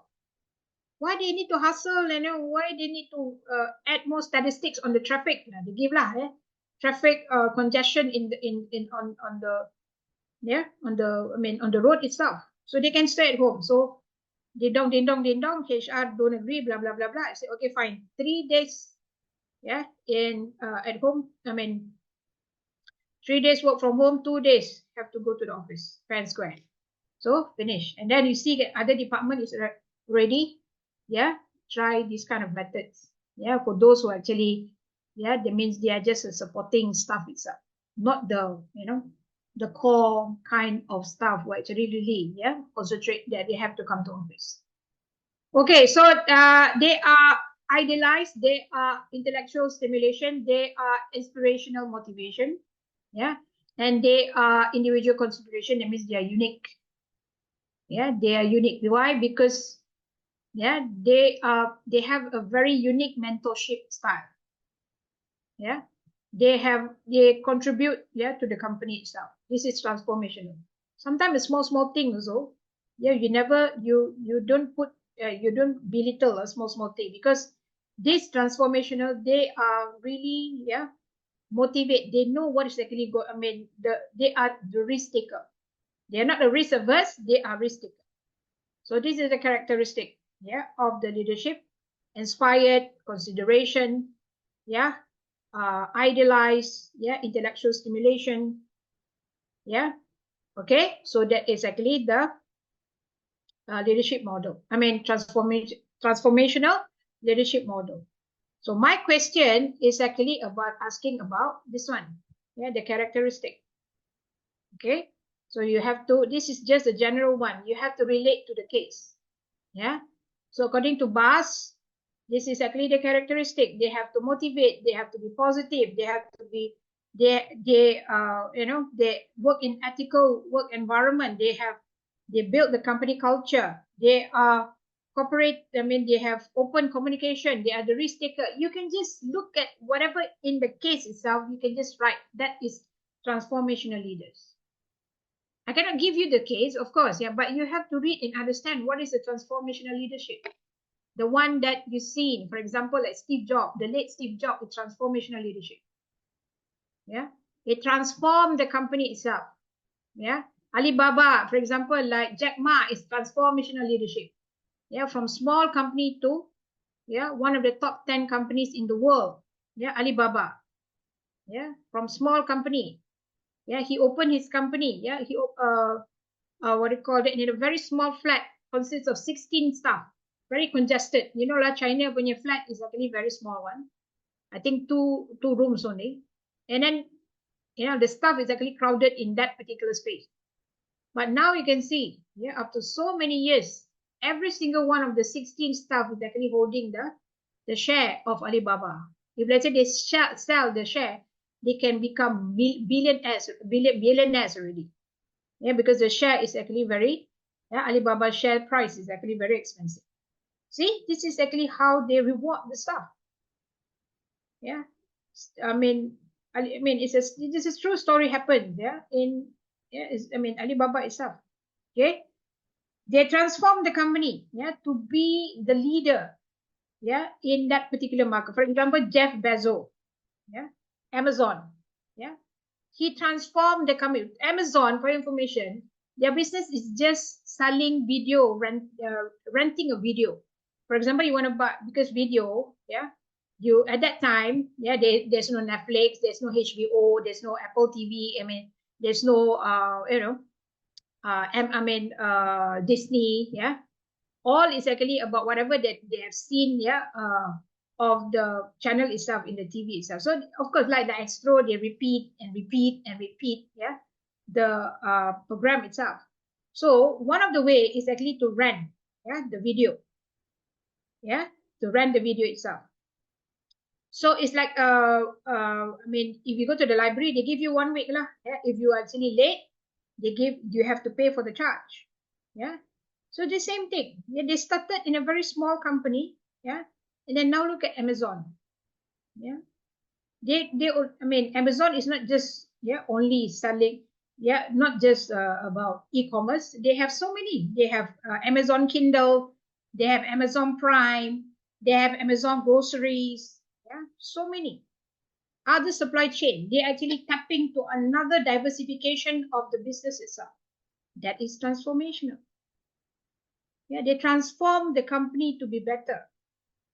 Okay, so that is actually, according to BAS, motivate, positive, ethical, company culture, authenticity, cooperation, open communication, moral standards, you can just name it. Yeah, this is just example for you to have some picture about, the characteristic. It's actually more, Whatever you write, I still, give you the credit. Why? Because whatever that you have seen in that particular case study is actually the transformational characteristic. Okay. All right. So this is an example. The botak man is actually Jeff Bezos. Even though botak, but very kaya one. Yeah. Okay. So Jeff Bezos is Amazon. Yeah. So Job and also Tim Cook. This is actually the Tim Cook died. Steve Jobs died. Tim Cook is actually a best friend of Job.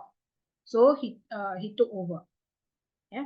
So all this is actually a very good example. I already mentioned this in the class because if you remember, this is the image that I copied from my previous classes. Okay, so this is a very good example of transformational leadership. Okay, and then the second question they ask about innovative culture.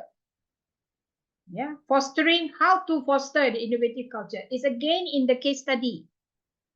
Yeah, need to find what is actually how you need to innovate the culture itself. Yeah, leadership commitment. Yeah, the leader have to commit.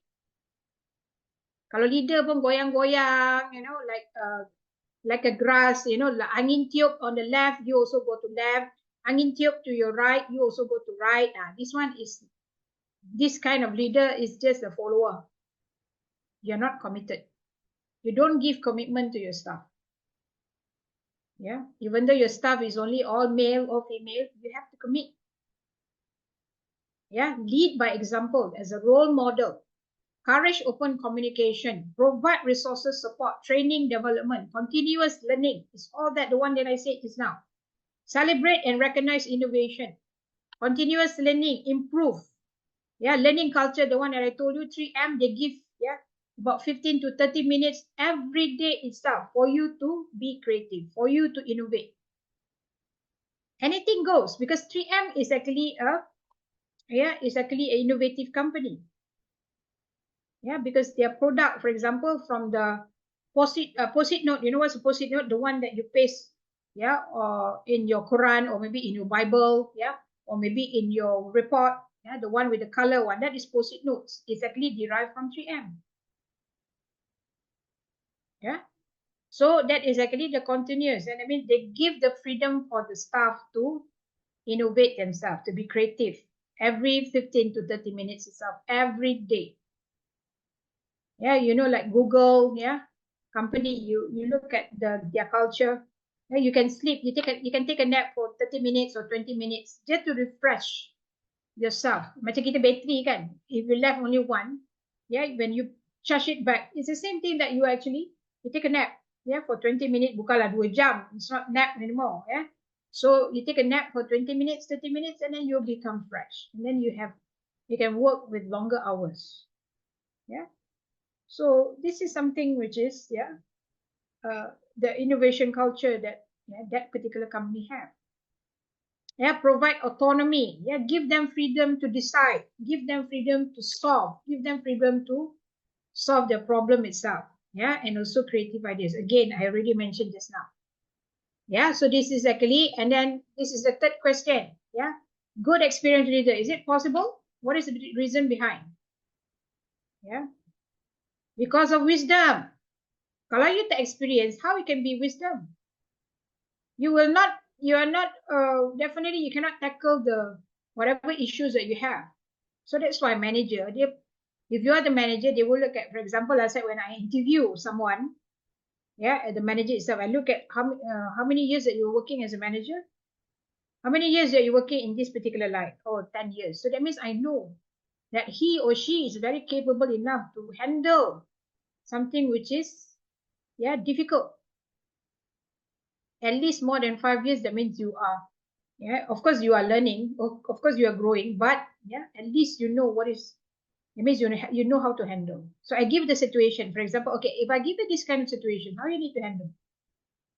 So when you give this, when you throw this question to him or her, and she knows how to tackle it, she knows the way how to, yeah, to say the answers and answer in a very well, yeah, very well to you. That means you know this fella is actually ready for that particular position. Yeah, that means you know your way. Yeah, because of course you happens to be once upon a time you last time you was in that particular shoe, so you know who's actually good. Yeah, who have the credibility, you have capable to, I mean, manage. Yeah, who have the characteristic of to become a manager itself. So experienced manager or experienced leader must they have wisdom. They are very good in judgment. No question asked. Yeah, they are very good in solving problem. They are emotional intelligence. What is emotional intelligence? That means they know what is going. I mean, they have empathy. They understand the employee. They feel you. Yeah, that is actually emotional intelligence. Got to do with your emotional. Yeah, emosi bahasa Melayu. Yeah, adaptability. You know how to navigate change.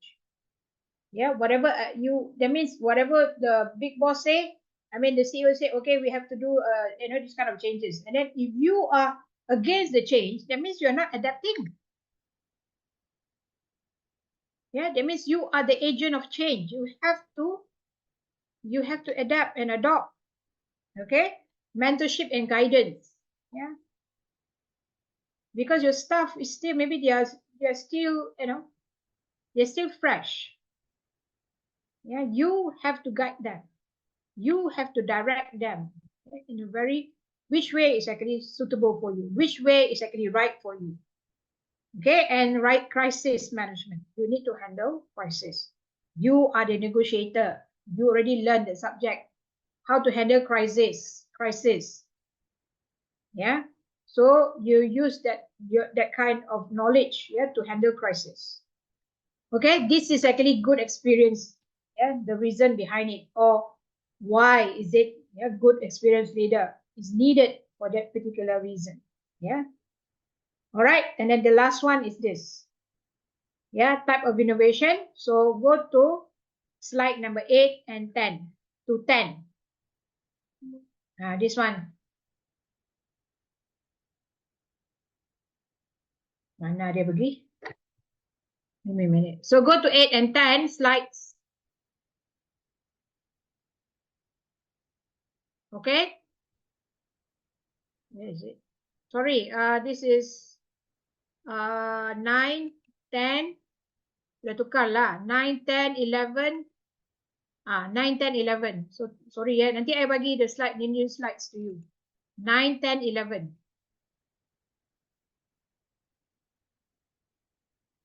So, read well, yeah, of the slides, yeah, especially, yeah, because you need to write, yeah, for example, maybe 4 lah, of course, yeah, you have to discuss the 4. 20 marks. So, whatever that you example, you give example. Kalau tak ada, tak apa. Yeah, you can, for example, that case study, what sort of innovation that they have? Is it incremental? Is it architectural? Is it radical? Is it disruptive? Is inside the case. So, madam, I cannot find the example. I cannot find it. It's okay, never mind. Give your example. So, case study, dia punya answer memang macam tu. If you cannot get it from the case study, you can have your own example. That is exactly how you handle case studies. Case study soalan memang susah Yeah, it's not like structured question that you can simply write and give example. No. Yeah, that is actually this structured question. You can just give a definition, give example. That is structured question.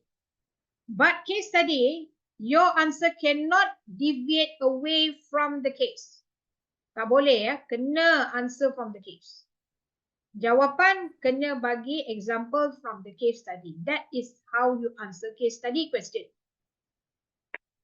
Yeah, for your level, yes, memang kena bagi MBA, and also your level kena bagi case study. Okay, all right. So we already finished, and then let's go to the. Ada soalan? Ada Puan. Okay, No, next Puan. we move to the case study. So this is not the case study that I give it to you, yeah, for your exam. So again, yeah, for those who just enter my class, make sure that your responders is actually okay.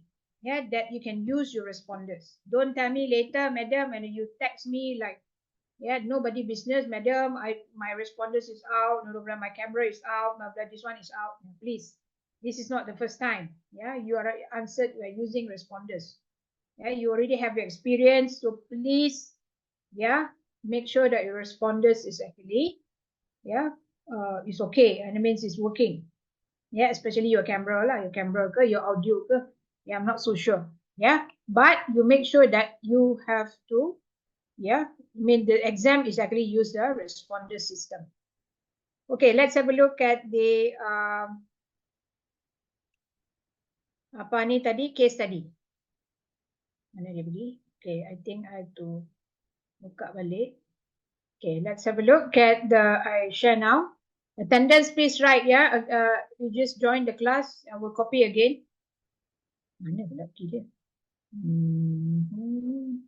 Okay, I think I have to delete certain first. Attendance, my attendance I'll stay. Tak boleh nampak. Okay, I delete this one. I know I don't want to delete the. Give me a minute. I cannot share because it's not inside the.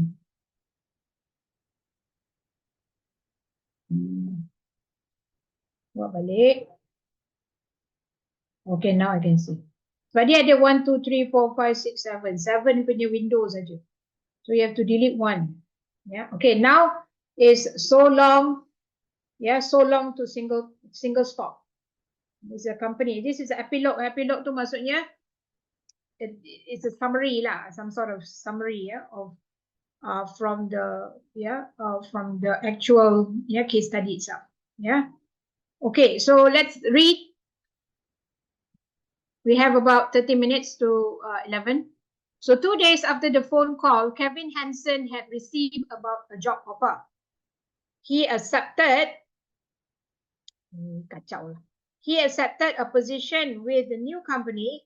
In review of his experience with Single Stop, it's a company lah. I'm not so sure what is this company, yeah.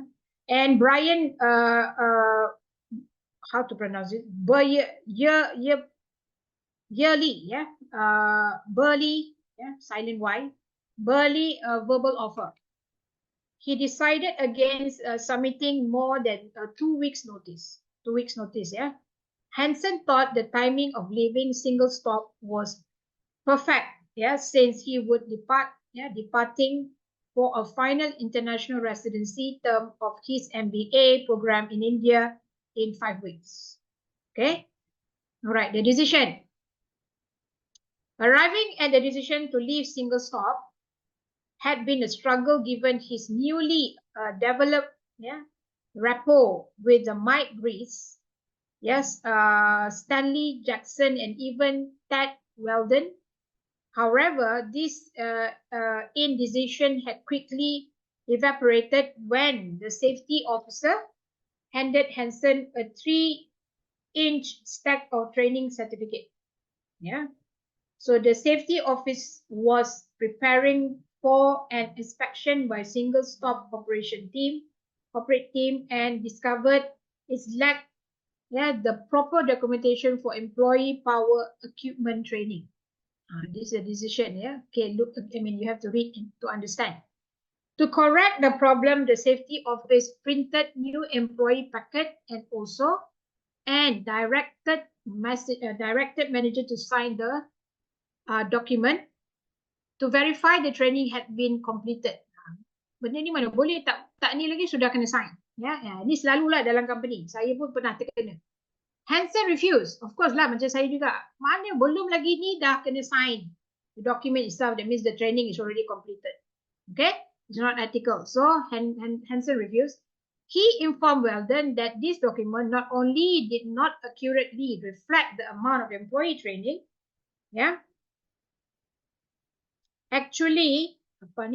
employee training actually completed, but also left single stop vulnerable to fines from federal regulators. Okay, so Weldon said that the last time this occurred, he and Grass have left the room. So there would not be any senior people present, and also that no government inspector would ever come in this building to challenge it. Okay, so maksudnya this is the company have done non-ethical.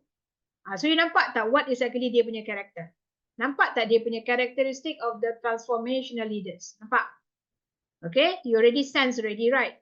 Okay, he never mentioned it here, but they put it in a very nice manner that what sort of characters of this Hansen that you feel is actually has this transformational leadership character. Okay, the Weldon reiterated that the supported Hansen for now, but has direction from above, would require Hansen to eventually sign the document.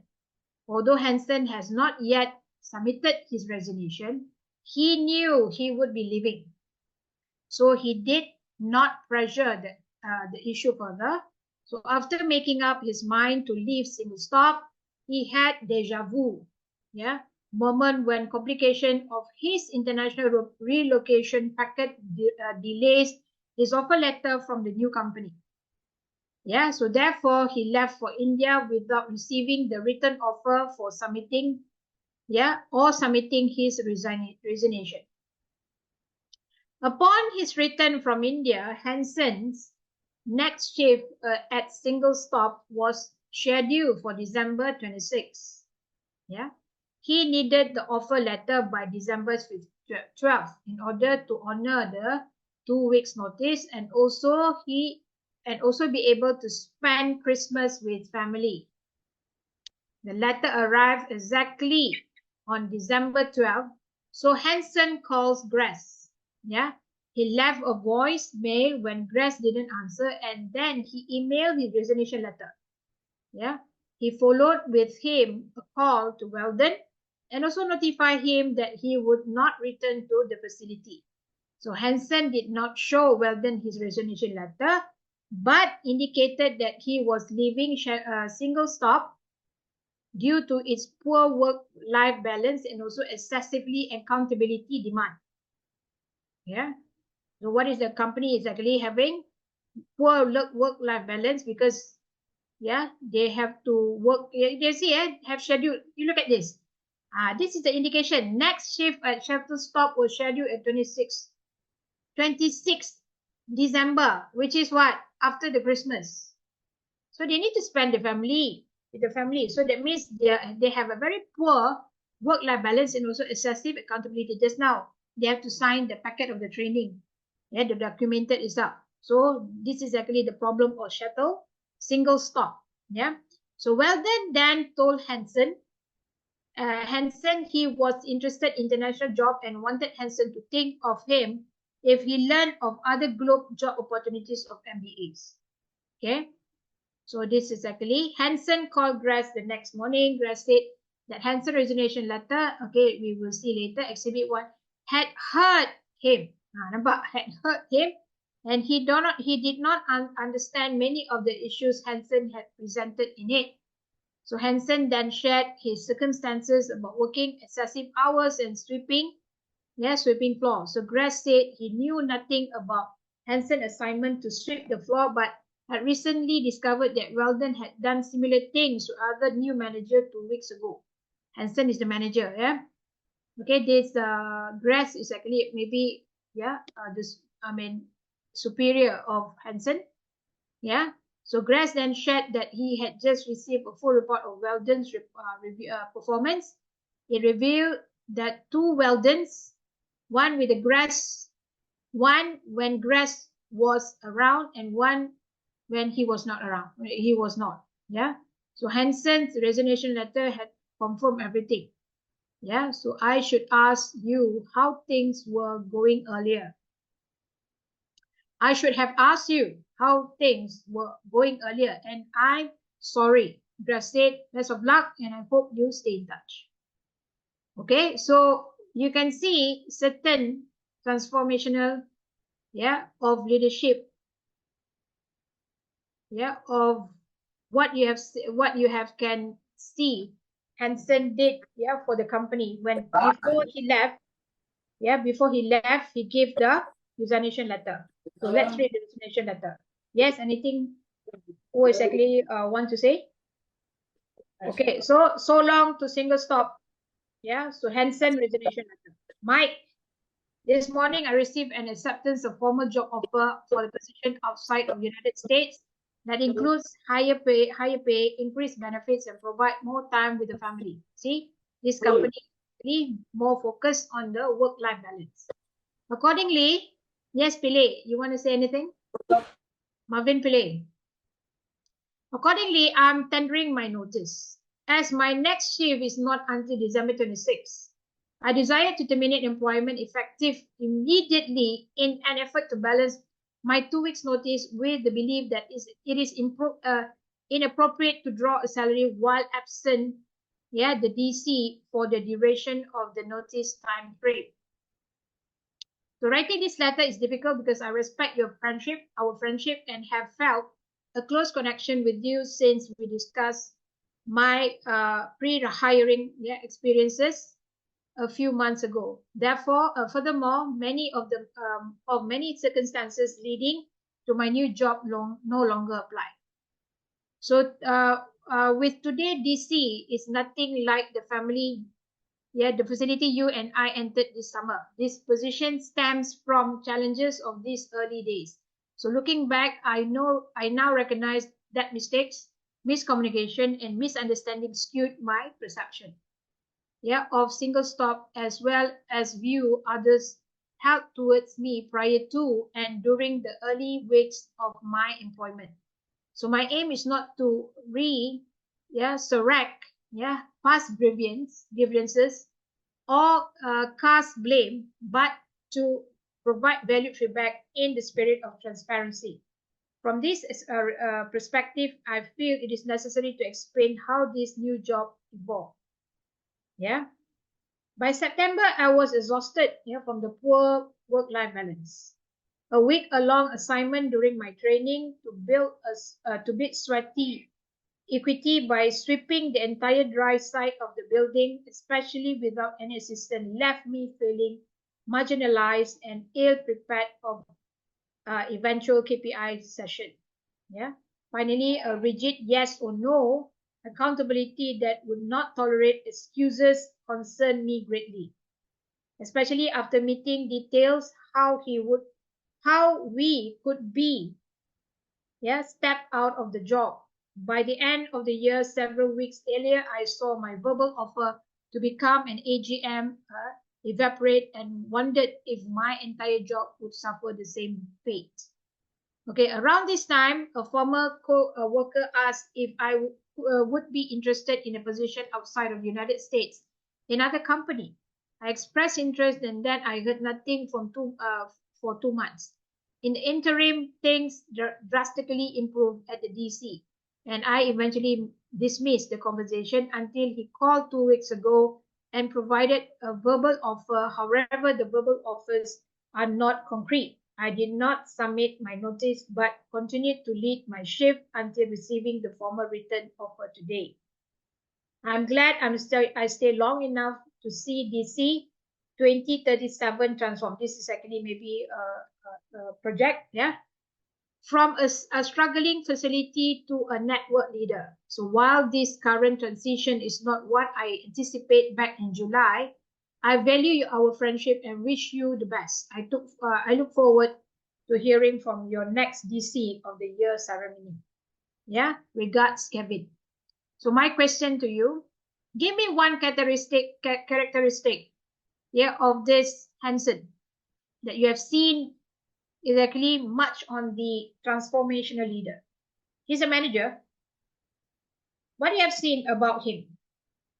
Yeah, can you just write in the chat? Bagi satu saja.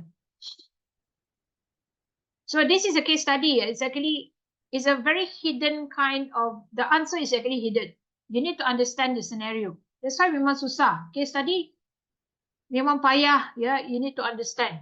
Because you actually, when I ask you about what is the characteristic that you have seen, about the transformational leadership in him, in Hansen, in Kevin Hansen.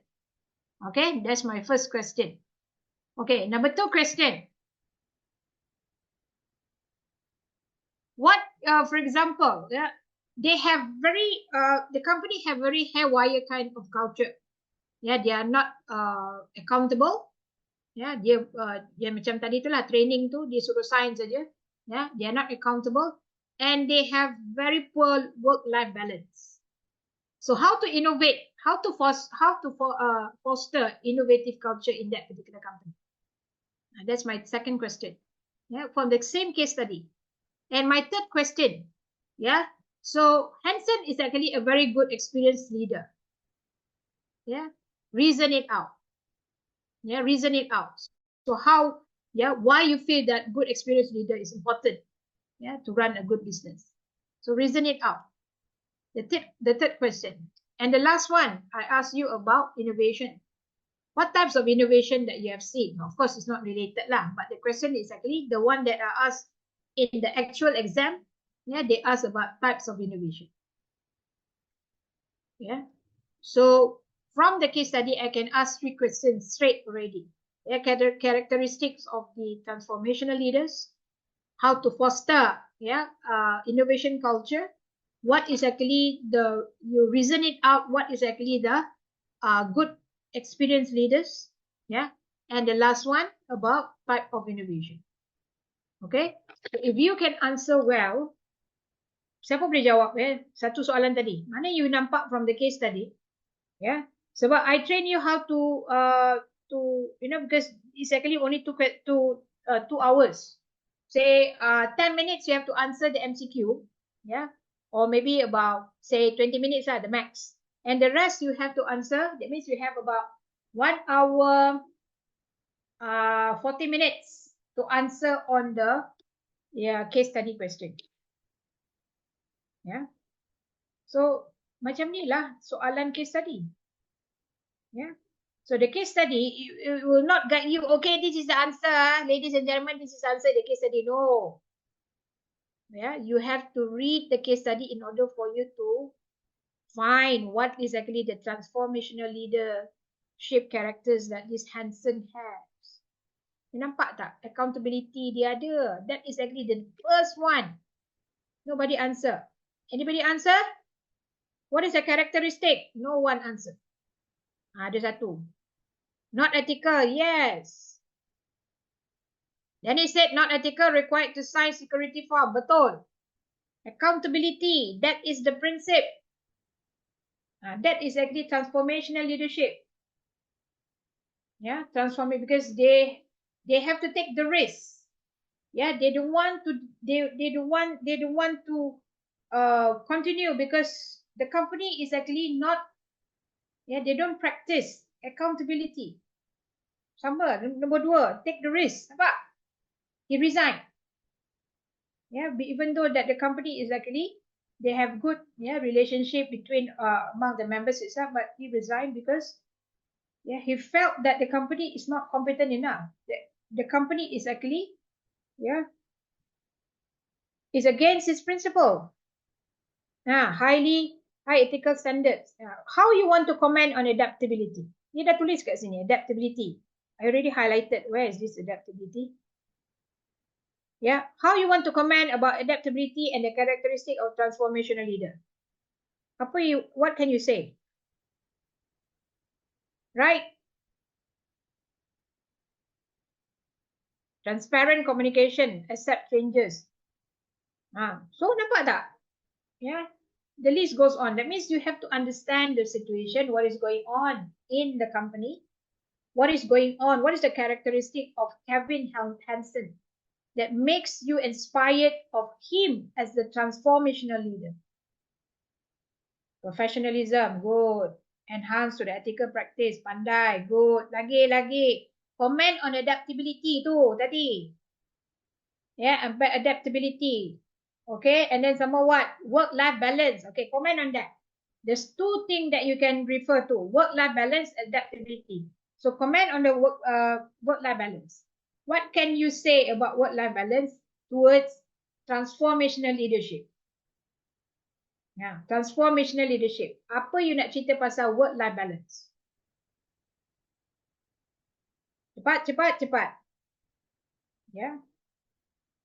Work-life balance, that means if you are looking at this, if you are the leader, transformational leader, you want to have a balanced work life and work life, that means working and also life.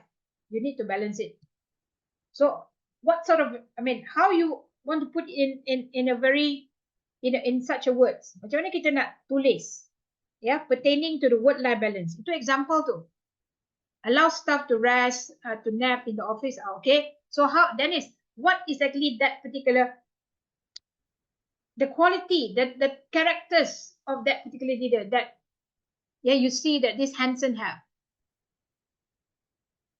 Kalau kita nak relatekan the work-life balance, what is that? I already told you about the so many characteristics, right? Yeah. So many characteristics of, yeah, the transformational leader. Can be motivation, it can be positive development, it can be ethical, it can be company culture, it can be authenticity, it can be cooperation, it can be open communication. Relate to that particular, yeah, work-life balance. Yeah, lead by example, role model. Okay, nampak tak? Yeah, nampak. There's so many things that you can see only in one paragraph of this only thing, the decision. What makes him resign? Because this is actually the decision that she said to himself, I have to leave because, yeah, of that particular issue. He needs time to his family. Yeah, I know. But again, look at the characteristic of transformational leader. That one is example. Apa yang you want to write about the characteristic? What you want to, Sama, what you want to relate of this? He needs time for his family, he needs time for his Christmas. You know, he have to work for 26 December is actually Boxing Day. Christmas is 25th. Boxing Day is they open, yeah, the box itself. That's why they call it Boxing Day. Yeah. So what is actually you have seen the characteristic of work-life balance. They are what? He is what? He is what? That means he is it, look at again at the slides. Is it, they have motivation, positive development, yeah, moral standards, ethical work environment, company culture, authenticity, cooperation, open communication, mentoring. Apa tu? What sort of the characteristic that you actually looking at? Okay, so this is actually how you answer. Yeah, how you answer your, yeah, your case study question. Yeah, give the characteristic with the example. It's the same. It's like the question that what I give you now is the same. It's not same lah. It's like, how to say? It's a mock. It's not mirror. It's a mock. Mock tu maksudnya sama lah. Ya, macam yang saya bagi sekarang. Cari dia punya karakteristik. Okay. Cari dia punya the good experience. Cari how to foster, yeah, culture of innovation. It's inside there. Okay. Yeah, but innovation is not there. Type of innovation is actually, yeah, separate question. Yeah. So this is how you answer it, ladies and gentlemen. Yeah. Time management. Yeah. He went, yeah, to the ground to understand the stuff. Yeah. So that is actually more what? Yeah. Mentoring. Yeah. Coaching. Yeah. It can be also strong leadership. Yes. Leadership commitment. It can be that answer also. Leadership commitment. That can be the, so you have to find it. Ya, kalau ada 5 maksudnya you have to answer 5. Encourage time off, ensuring employees take their entitled leave and recharge, spend time with the family and friends. Yeah, strong leader care. They went to the ground, time management, similar. Okay, good. Okay, this is exactly how you answer. Okay, any more attendees? Siapa yang datang lagi? I need to copy now. This is our last class, ya. I need to copy now. Siapa lagi yang tak ada tulis you punya nama? Yeah, I will copy now of all the attendance. Okay. So tak ada lagi ya. That's all ya. The final exam is the same. No lah. Saya baru cakap tadi Cik Hairul. Dia mock ini, benda ni mock sajalah. Takkanlah saya dah bagi soalan yang sama. Confirm lah you boleh ni ya. Sebab saya dah bagi soalan pun. Yang saya bagi ni adalah soalan yang keluar nanti. Yeah, you takkan tahu. Mungkin you just join my class or whatever, but this is my style. I give you a case study, I give you the answer, but I will not give you the, I give you only the mock case study. Yang actual case study, that time exam nanti. Tapi saya dah bagi soalan dah pun.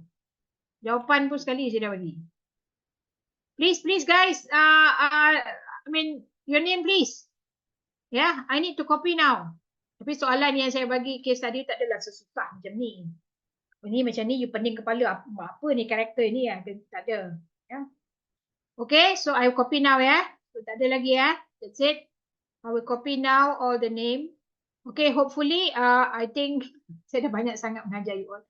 I think you'll be meeting another lecturer lah next time. Yeah. Maybe some of you don't like my style. Yeah, I'm too aggressive.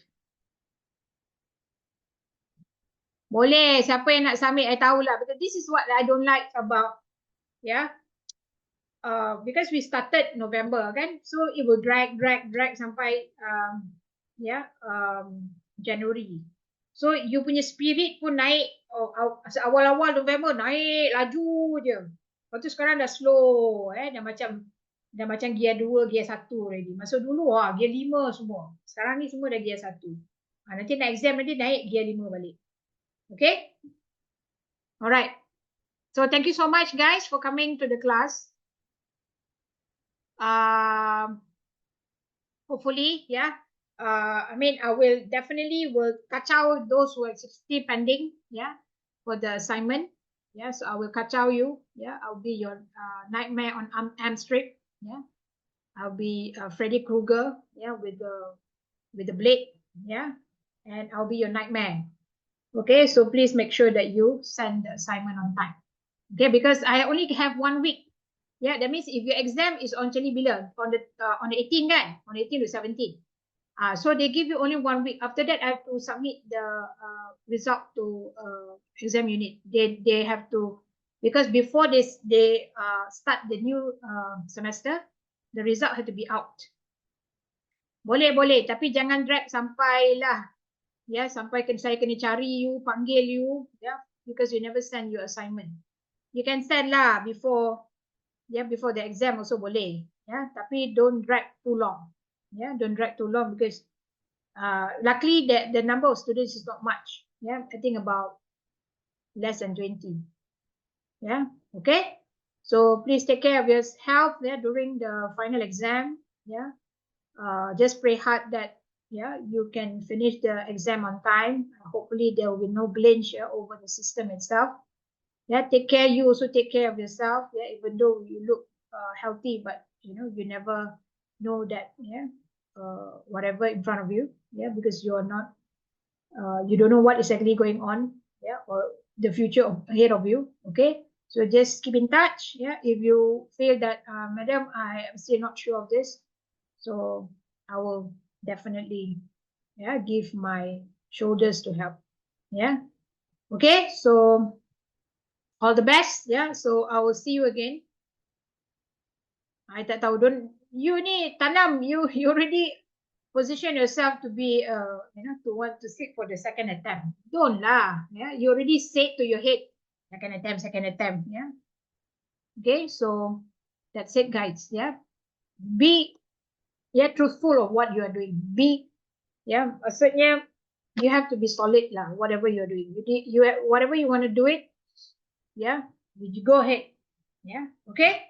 So I'll see you again later, maybe not to say again lah, in the WhatsApp lah, especially, yeah, in the WhatsApp. Nak tengok balik. You don't ask the recording itself, Cik Salma. Why? Because exactly, yeah, the SKC will do it. Yeah, okay. Tapi normally is dia orang punya SOP is 3 days lah.